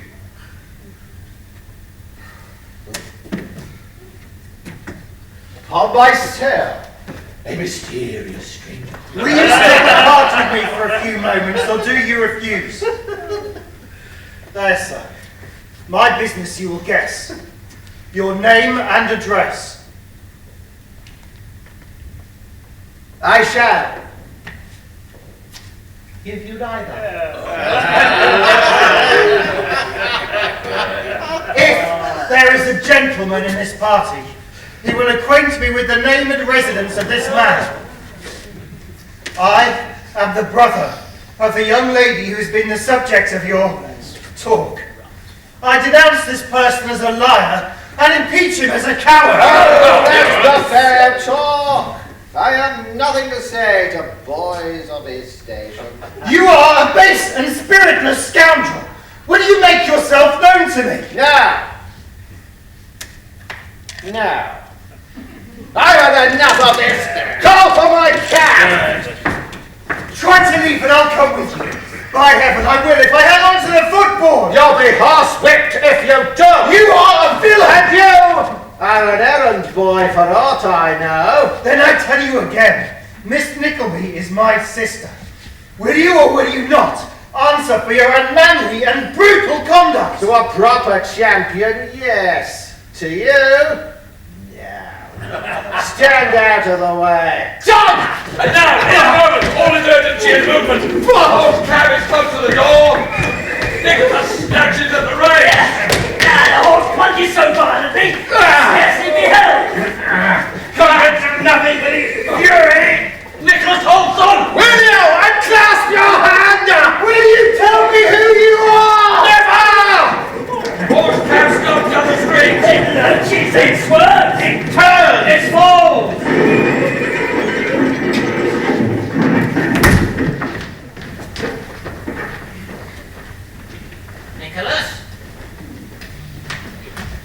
Nicholas Nickleby? Newman. I gather you found the person you were seeking. I found him. I regret to say he fled. You'd better take some rest. You're fevered and ill. I'll be all right, and I must see my uncle. I do not think that wise. I must, Newman. I left my mother and my sister in his care. That's why I went to Portsmouth. And he knew of this. He knew these men. He knew what they were like. I must see him now.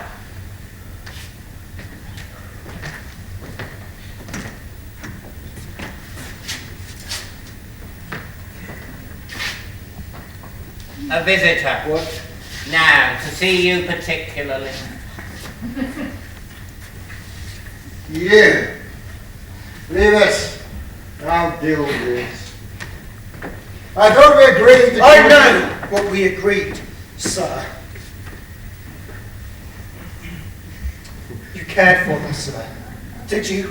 I'm not responsible. I have come to tell you that your brother's widow and her orphan child spurn the shelter of your roof and shun you with disgust and loathing. You are an old man, and I leave you to the grave.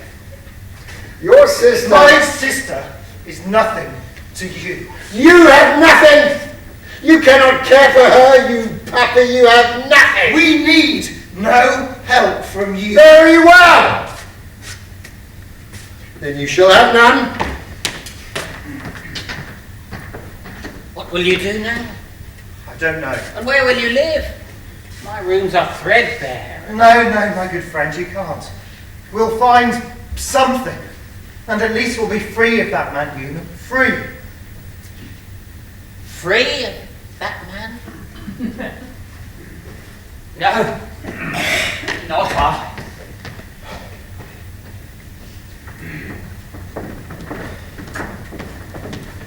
So, Nicholas takes to the streets of London to look for work, and he stops at a window to look at signs requesting assistance. Clerks, secretaries. Oh boy, it's all so bewildering.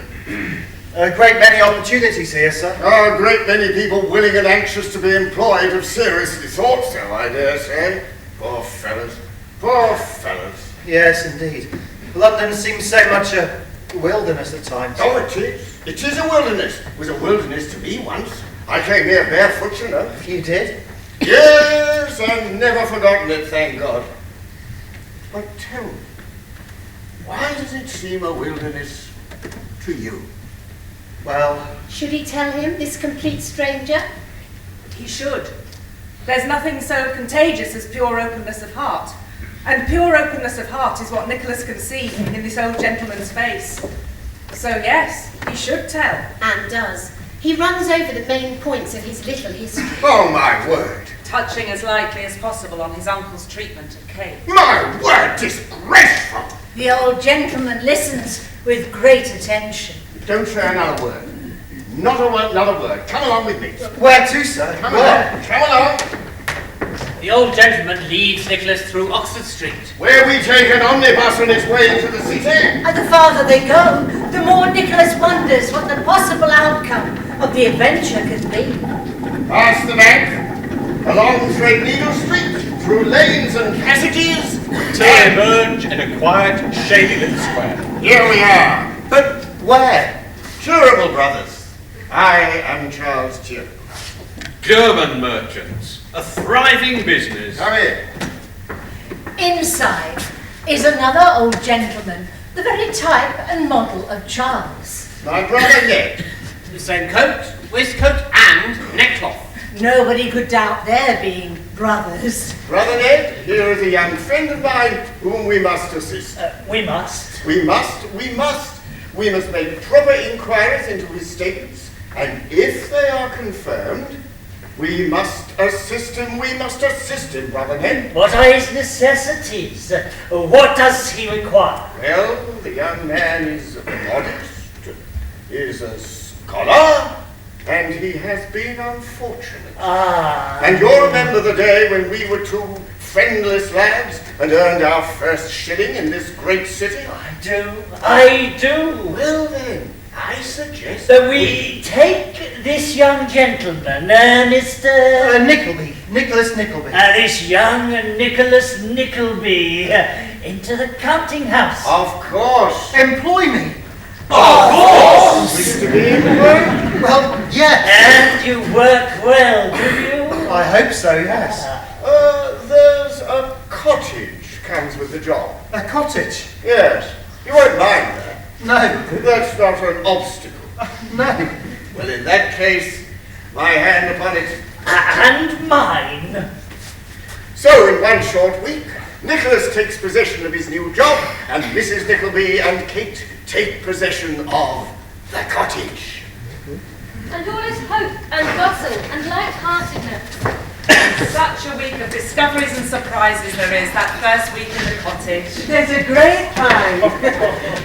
There is indeed. There's a grapevine in the garden. And this room is embellished with a muslin curtain, and that view rendered quite elegant by a window blind. And Mrs. Nickleby talks incessantly and does something now and then, but not often. And Kate busies herself noiselessly everywhere and is pleased with everything. And Smike makes the garden a perfect wonder to look. And all the peace and cheerfulness of home is restored to them. In short, the poor Nicklebys are social and happy, while the rich Nickleby is alone and miserable.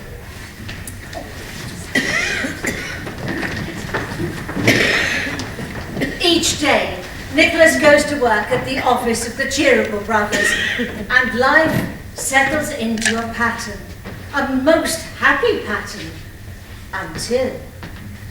It can't be. It is the beautiful girl. Who is she? Who is that girl? Madeleine? Madeleine! What's the matter? Is she alright? What can I do? Madeleine. I'll do anything I can. I'm so sorry. Please, don't be sorry. Are you all right, my dear? Yes. Yes, so silly of me. No. Oh, you should rest before you... Thank you. I must return to Father. He'll wonder where I am.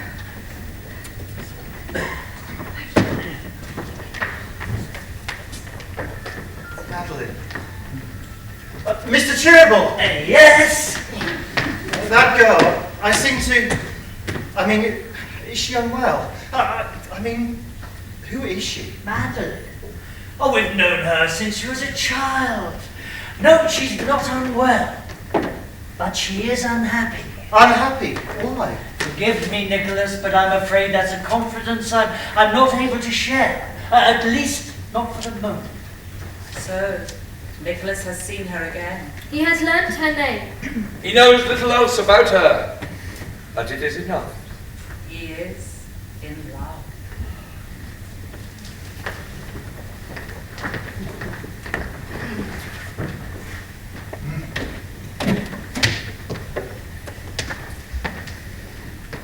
Mr. Square, it's good of you to come. I'm sure it'll be to my advantage. Quite possibly. But first, a question concerning my nephew. Him? Yeah. Have you quite recovered from his attack? Only just. I was one blessed bruise. Vinegar and brown paper from morning to night. What of him?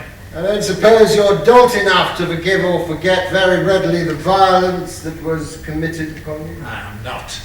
Or to lose an opportunity of repaying it with interest, if you could get one. Just tell me how. Well, I believe there is a way. Just tell me.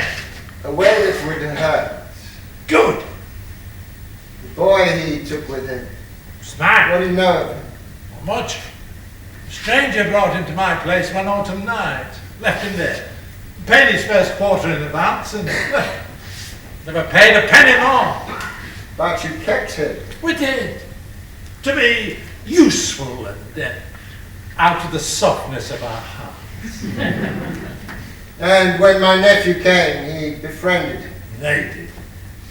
So if something should happen to the boy. Like what? Some hurt. He were perhaps to be returned to your care. Then I make him. I see. That would strike Nickleby. That would wound him to the heart. You understand me, Squeers? To hurt my nephew. The boy must be found. And so he shall. Never fear, I'll search these streets until I have him in the palm of my hand.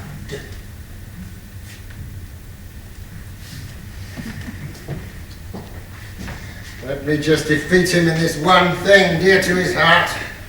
Let me just do this, and it shall be the breaking of him. It shall be his ruin.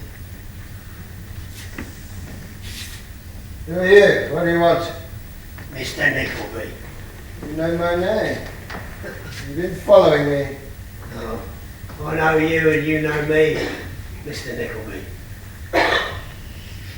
Brooker. You remember. You had me arrested for an old debt of a few pounds. I did. Then you took me to work for you. You begged and prayed and I consented, which was kind of me. Kind? You were useful. Not too honest, not too delicate, but useful. Yeah, well. Now I'm back. I'm hungry and in want. A most miserable and wretched creature. Destitute and helpless. Well, I'm neither. Oh, I need your help! Work, Brooker. Don't make fine speeches about hunger. Work. Yeah, but money's on your side and hunger and thirst on mine. Also, what? I have an hold on you, Nickleby. I know what you've done to get where you are. Hold on me, you think so? Then keep it, or publish it to the world if you like. Yeah, well, I can't do that. I'm reviled or threatened every day by one man or another. Things roll on just the same. And I don't grow poorer either. Are those in your own name? Are they dear to you? My own name. They are not. They are not. You ain't getting me that way, Brooker. Don't think it. I won't part with a halfpenny to save you from rotting. That's my answer to your radish.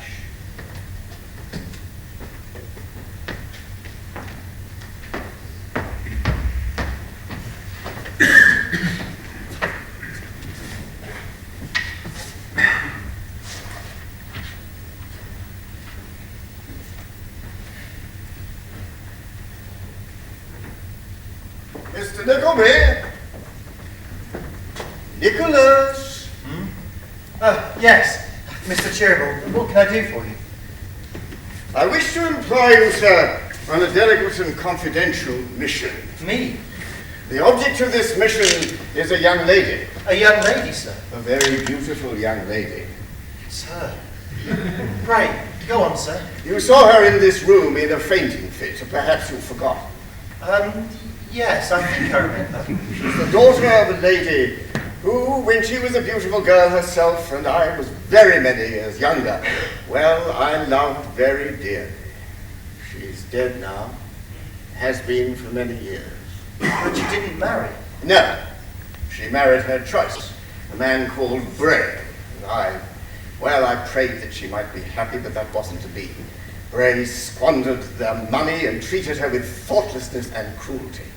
And now his daughter Madeleine labours to support him, and in return he treats her in the same way as he treated her dear mother. But can't she be persuaded to leave him? Who could entreat a child to desert her parents? She won't do it. But surely, can he really be so unkind to such a girl? True kindness is not in his nature, I'm afraid. What do you want me to do? Madeleine's mother was a dear and gentle creature. Although he wounded her from the day of their marriage until her death, she never ceased to love him. She commended him on her deathbed to her child's care. Madeleine has never forgotten it and never will. They have very little money. I do what I can, but it is useless. You wish me to go on your behalf? Yes. Then I will, of course. I am known at the house, but you are not. Will you do it, Mr. Nickleby? Will you be my representative? Yes. It's furtive work, not at all pleasant. Yes, I'll do it. You must pretend to have no association with charity clubs, and the help must be doled out in the smallest portion. Mr. Cheerable? Yes? I'll do it. You will? Gladly. Thank you. Thank you. We must do what we can for Madeleine, my friend, for her sake and her mother's. At the cottage, Smythe continues to tend his garden. He is devoted to it. He's also devoted to Mrs. Nickleby and to Kate, and they to him. He's happiest like this, tending his garden. But sometimes he will walk into London on some errand. And this makes him happy too, especially if the errand is for Kate. Smythe has become so much more content, so much surer of himself, that he can find his way through those crowded and peculiar London streets with considerable ease. Most of the time. Today, though, at the foot of Ludgate Hill, he turns a little out of the road. He stops to gaze in a jeweller's window. If only I could take something home as a present. What delight that would afford. The clock strikes 8:75. I'll be late. Here he is! Hooray! No! Well done, Max. Well done. If you keep on like that when you die, you go slap to heaven. You ask no questions. Well, here's a girl. Here is a delicious girl. I must go home. Oh, to be sure you must. You're about right there. You'll go home all right. And soon. Smythe is thrown into a coach and taken to the Sueers' lodgings, at Saracen's Head. Here he is shut up in a little back room upstairs. The door is locked. Tomorrow there'll be another coach and a much longer journey. To Yorkshire. A return to Dotheboys Hall. So there he cowers, the same listless, hopeless, blighted creature that Nicholas first found at the Yorkshire school. Hopeless? No, not quite. For there are others staying in London just now. Others from Yorkshire. Squeers? What? Mr. Wackford Sueers, schoolmaster? Brownie? Look at us, Mr. Squeers. Children? Ah, look at us, married and in London. To see the sights. Mr. John Browdy. And why? Here we are at Saracen's Head, same as you. Wow! Rowdy, you found us at a good time. Who do you think we just laid hands on, you whack? Who? Oh, that scoundrel Smythe. No. All right. We have him hard and fast upstairs. Upstairs? Well, well, a schoolmaster against all England. It was pretty neatly done. Right, what's that? You must come and take tea with us, Mr. Squeers. Gee.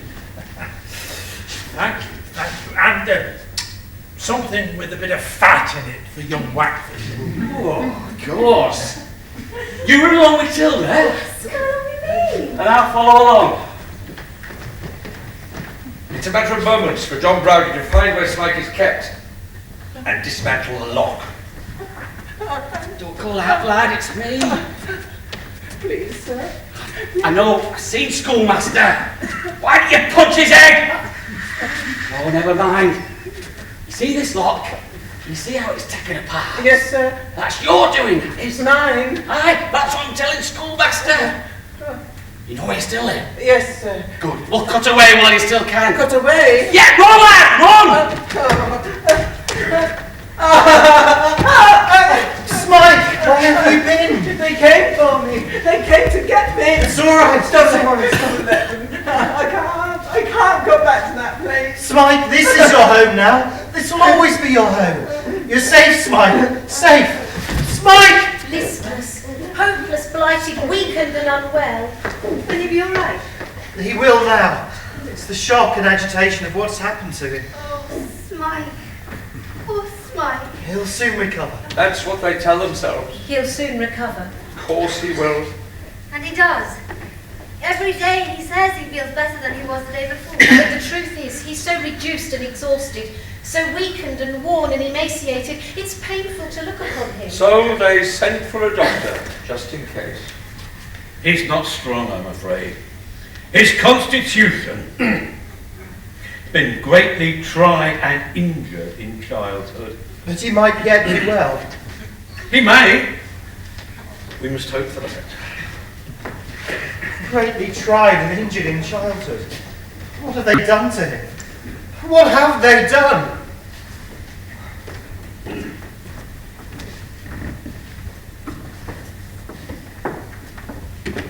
Who is he? I know who he is, Father. He comes to buy pictures. I don't like him. My little paintings, which he can sell. We don't need to sell paintings. He wants to be able to live. No, we can find money, Madeleine. There are ways. I know people who have money, and they will help. You know they will. Yes, Father. Yeah. Remember, you promised. You promised your mother you'd care for me. If there's a way to do that, it must be done. It must be done.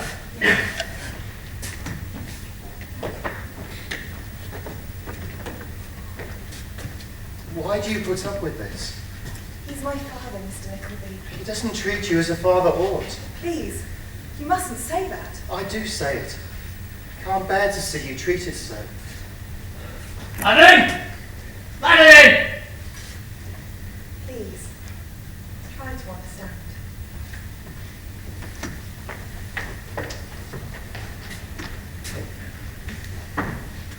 How do you find her, Nicholas? I find her sad. I find her oppressed and abused. She can't go on like this, Mr. Cheerable. No, you're right. She can't. Now listen to me and try to stay calm. Calm? Why? Because it concerns your uncle. Ralph? What can he possibly have to do with Madeleine? He has an acquaintance, another moneylender, name of Arthur Gride. I believe so.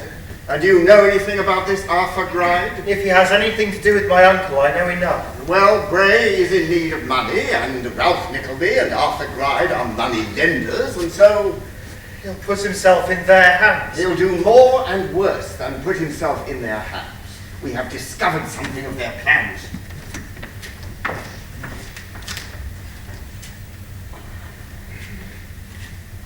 Putty-coloured suit.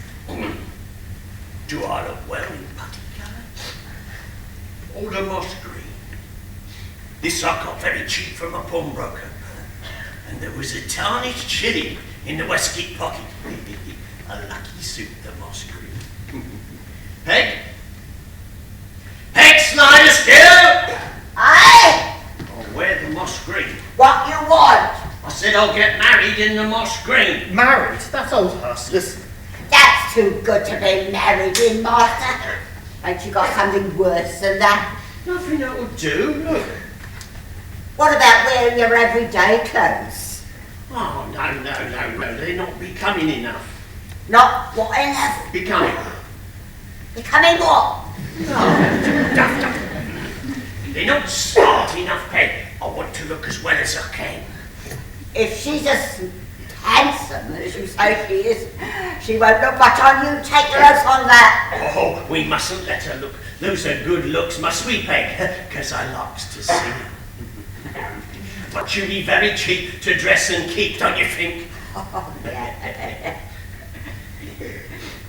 Well, in that case, you mustn't let her make a fool of you. Oh, trust your old master not to be made a fool of by pretty faces. Nor by ugly ones, neither. You're saying something you don't want me to hear, I know you are. I say, take up all the loose threads in the moss green there with the good black silk. And then, I've got a necklace upstairs. You can give it a polish. I'll give it to her on the wedding morning. Place it round her charming little neck myself. And then take it away next morning. We'll see who's made a fool of their head. They plan a wedding? Yes, at the end of the week. Who would marry Arthur Gride? You can't mean. I'm afraid I do. Madeleine, she would never agree to it. Has already agreed. She can't. Has agreed, Nicholas, and you know perfectly well why. Because it is her father's wish, and because Gride will pay the price for such a wife, and because there's a legacy, which her father cannot touch, but which comes to Madeleine when she marries. No! Which is what interests Ralph Nickleby. So, you see, all parties gain by this arrangement. You can't believe that. Of course not. But that's how Walter Bray sees it. His daughter married, and his problem solved. We cannot allow this to happen, Mr. Cheerable.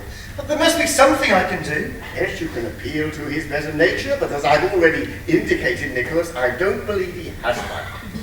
Madeleine, well, this is a sacrifice that she must make for the sake of the promise made to her dear mother.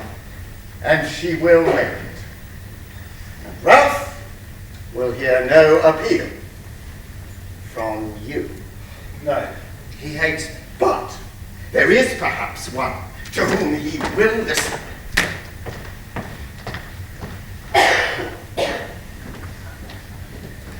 It is the day of the wedding, and the two moneylenders make their way to Walter Bray's house.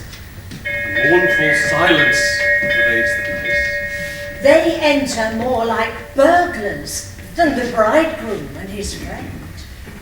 What was that? Did she hear?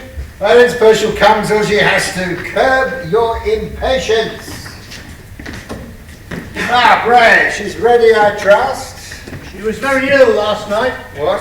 I thought she would break her heart. She's crying bitterly in her room. Yes, but is she ready?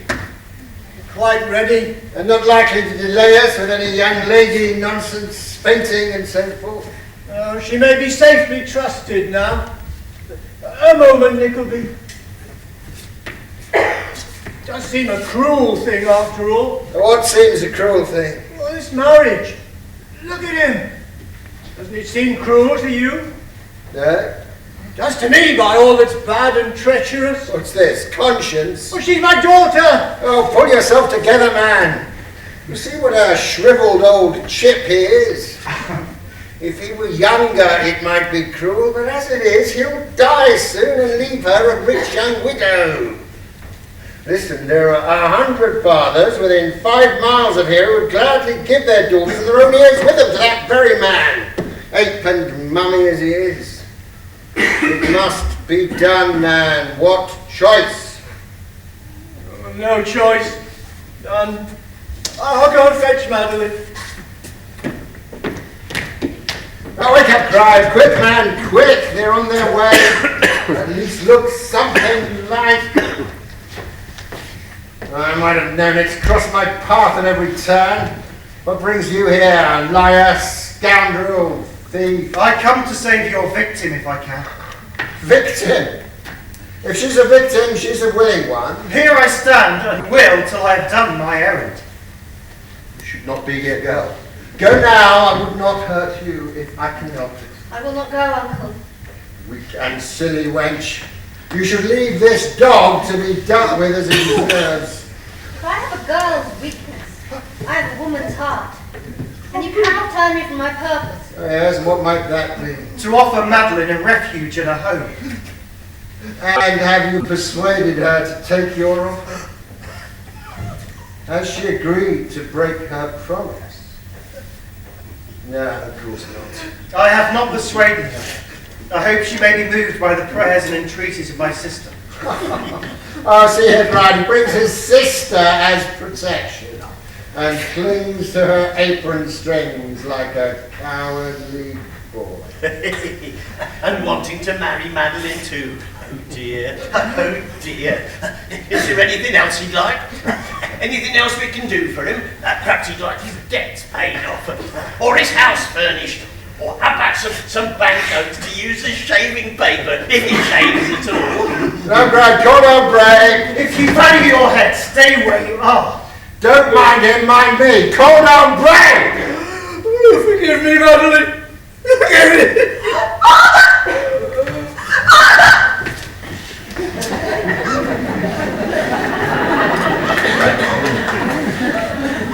Madeleine, I'm sorry.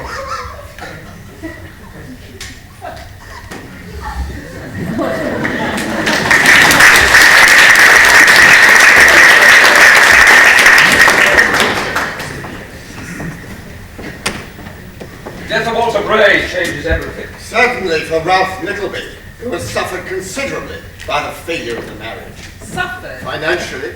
The only suffering he understands. Well, I don't know about that. There's more I've found out about Ralph Nickleby. But he has suffered financially. Yes, and made worse by the news of another death. Lord Verisopht and Sir Mulberry Hawk have argued finally about Kate Nickleby. The awakening of conscience in Lord Verisopht. No sign of it in Hawk, though. He challenged the young man to a duel and killed him. And Lord Verisoft's debts to Ralph Nickleby have died with him. Sir Mulberry Hawk has fled to France, leaving Ralph on the brink of ruin. However, Madeleine is released from the prospect of... Dread prospect. Of the gruesome gride. But she has lost her father, and the loss is painful.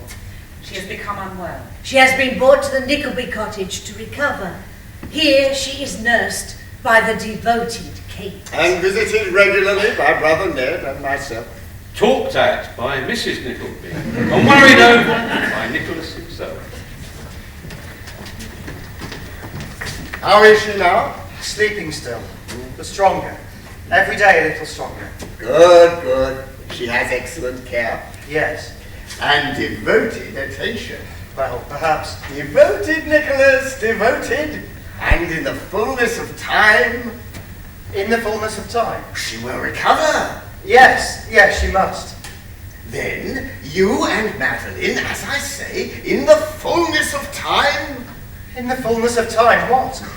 I don't understand. Oh, come on, my dear fellow. Let's see how you look at her. Me? Devotedly. And how she looks at you. Kate has seen. No. Not Brother Ned has seen. No, Mr. Cheerable, please. What? Please, this cannot be. Cannot be? I will not deny my feelings, but... Oh, nonsense. But how can I marry Madeleine now? How can you? Very easily, I should think. But the legacy. Yes? The legacy she receives on her marriage. She will have money. I will have none. No. Damn it, Nickleby, you mean to say you won't marry her on the grounds that she might be too wealthy? But surely, I mean, you see the difficulty. No. But... No. Marry the girl. Unless, of course, you'd rather not. No, I mean, yes. I mean, I would, if she would agree. Of course she will.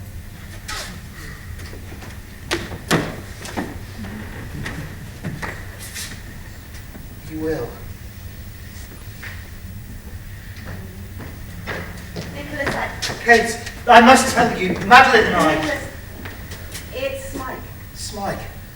Yes, of course, we must tell Smike too. What's the matter? Let's go and see him, Nicholas.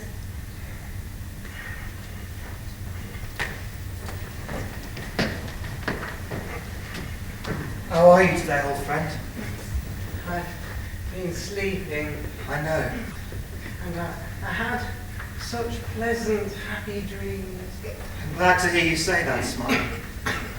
And when I wake, I see the garden. My garden.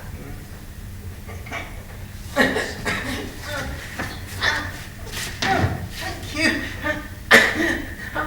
I want you to know. No, Smike, don't speak. Yes, I must tell you, I'm not afraid to die. I'm quite contented now. Oh, Spike. I love this garden. To be here in the garden. At home. I'm quite safe at last. And to hear you call for me. I shall always call for you. Who calls so loud?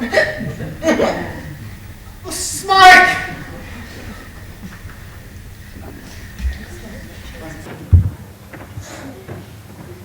I cannot sleep. What is this that hangs over me that I cannot shake off? Constantly haunted by the shadow of I know not what. Someone to see you. It is an unexpected favour, sir, and an unwelcome one, I know. Our ways lie in different directions. Take yours, I beg of you, and leave me to pursue mine in quiet. Mr. Nickleby, sir, you do not guess the subject upon which I can speak to you. Indeed you do not. I am sure of that. Or your manner would be a very different one. Preach to the walls, Cheerable, if you like, not to me. It is an errand of mercy which brings me here. I show no mercy, and I ask none. I come as a matter of delicacy and consideration. Don't speak to me in riddles, sir. If you have anything to say, say it. There are others who have things to say, Mr. Nickleby. Others. What others? Oh, this is a good beginning. To tamper with a fellow like this who would sell his soul, if he had one, for drink, and whose every word is a lie. What do you mean, a fellow like this? Who made me a fellow like this? Don't pretend not to mind me, it won't do. Tamper. Who tampered with Yorkshire schoolmasters? Who plotted with Sueers to strike at Nicholas through Smike? Who tampered with a selfish father, urging him to sell his daughter to Arthur Gride? Aha! You mind me now. I've seen and I've heard your cruelty to your own flesh and blood. And now I've sought out Mr. Cheerable here to find you out, to trace you down, to do what's right. There is law to be had. There is law. I shall hold you to account for this. Take care what you say. I've seen what I've seen, and I've heard what I've heard. And now I'll tell anyone who wants to know. Justice must take its course against those who have tried to harm Smike. Justice? Indeed. Sueers has already been detained. The best he can hope for now is transportation to Australia. Now, I offer you this opportunity. Retire from London. Go somewhere else, anywhere, where you may have time to atone for what you have done. You think 100 false curs and 100 canting speeches will move me? I spit on your fair words and your false dealings, and dare you to do the worst you can. I'm sorry you take it this way, because there's more. More you don't yet know. More riddles? Well, sir. What? Is my niece dead? It is a death of which I have to tell. But your niece is well. What a brotherly. No, that's too welcome news to be true. No, it is a poor, unfortunate boy, a harmless, warm-hearted, affectionate creature who never offended you or did you wrong. Smike? Smike is dead.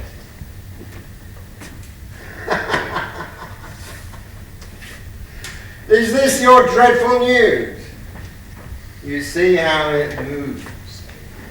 Yes, I see. Newman, bring in our friend, will you? If you mean my nephew, you can tell him I'll be in a thorn in his side for many a long day to come. It'd be better for you if I were your nephew. What's he doing here? Convict, a felon, a common thief. Hear what he has to tell you. That boy is scared with he's been talking of. Well? He's now dead in his grave. Was your only son. Help me God in heaven. Oh, I tried to tell you, but you wouldn't listen.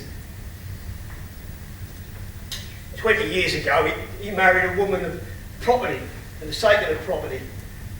She couldn't marry without her brother's permission, and he wouldn't give it.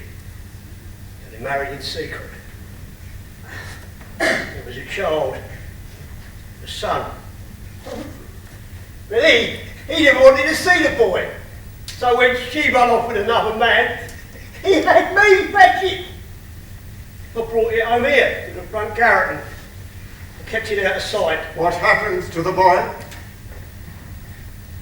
I told Nickleby he died. Why? Why did you do that? To pay him back. I'd had nothing for his life pains, but I'd used it in ingratitude. So you took the child to Sueers? Yeah, I left it there. God forgive me. God forgive me. No! Lights! Fetch some lights! Stop him! Hold on to him!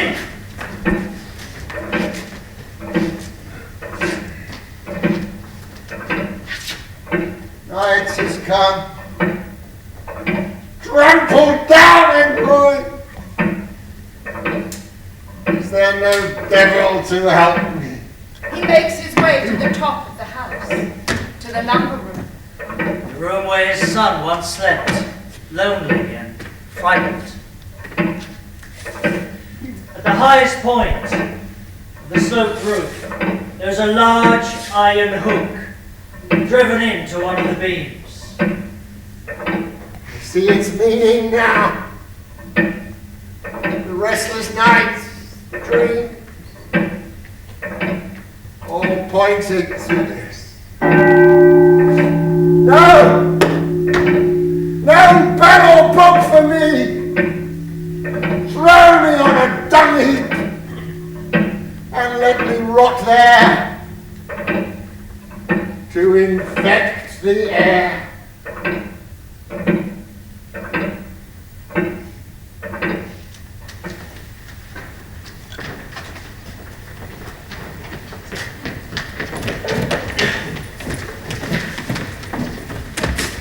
Yorkshire, Dotheboys Hall of unhappy memory. Well, now it has changed. Still cold and still bleak. Today, boys have a treat in store. Brimstone and treacle. Well, Christmas is coming. No, nothing has changed here. But for one thing. A scrap of news blows in with the wind. Mr. Squeers has been arrested. Silence! Now, Brimstone. Did you not hear me? I said brimstone! Never again!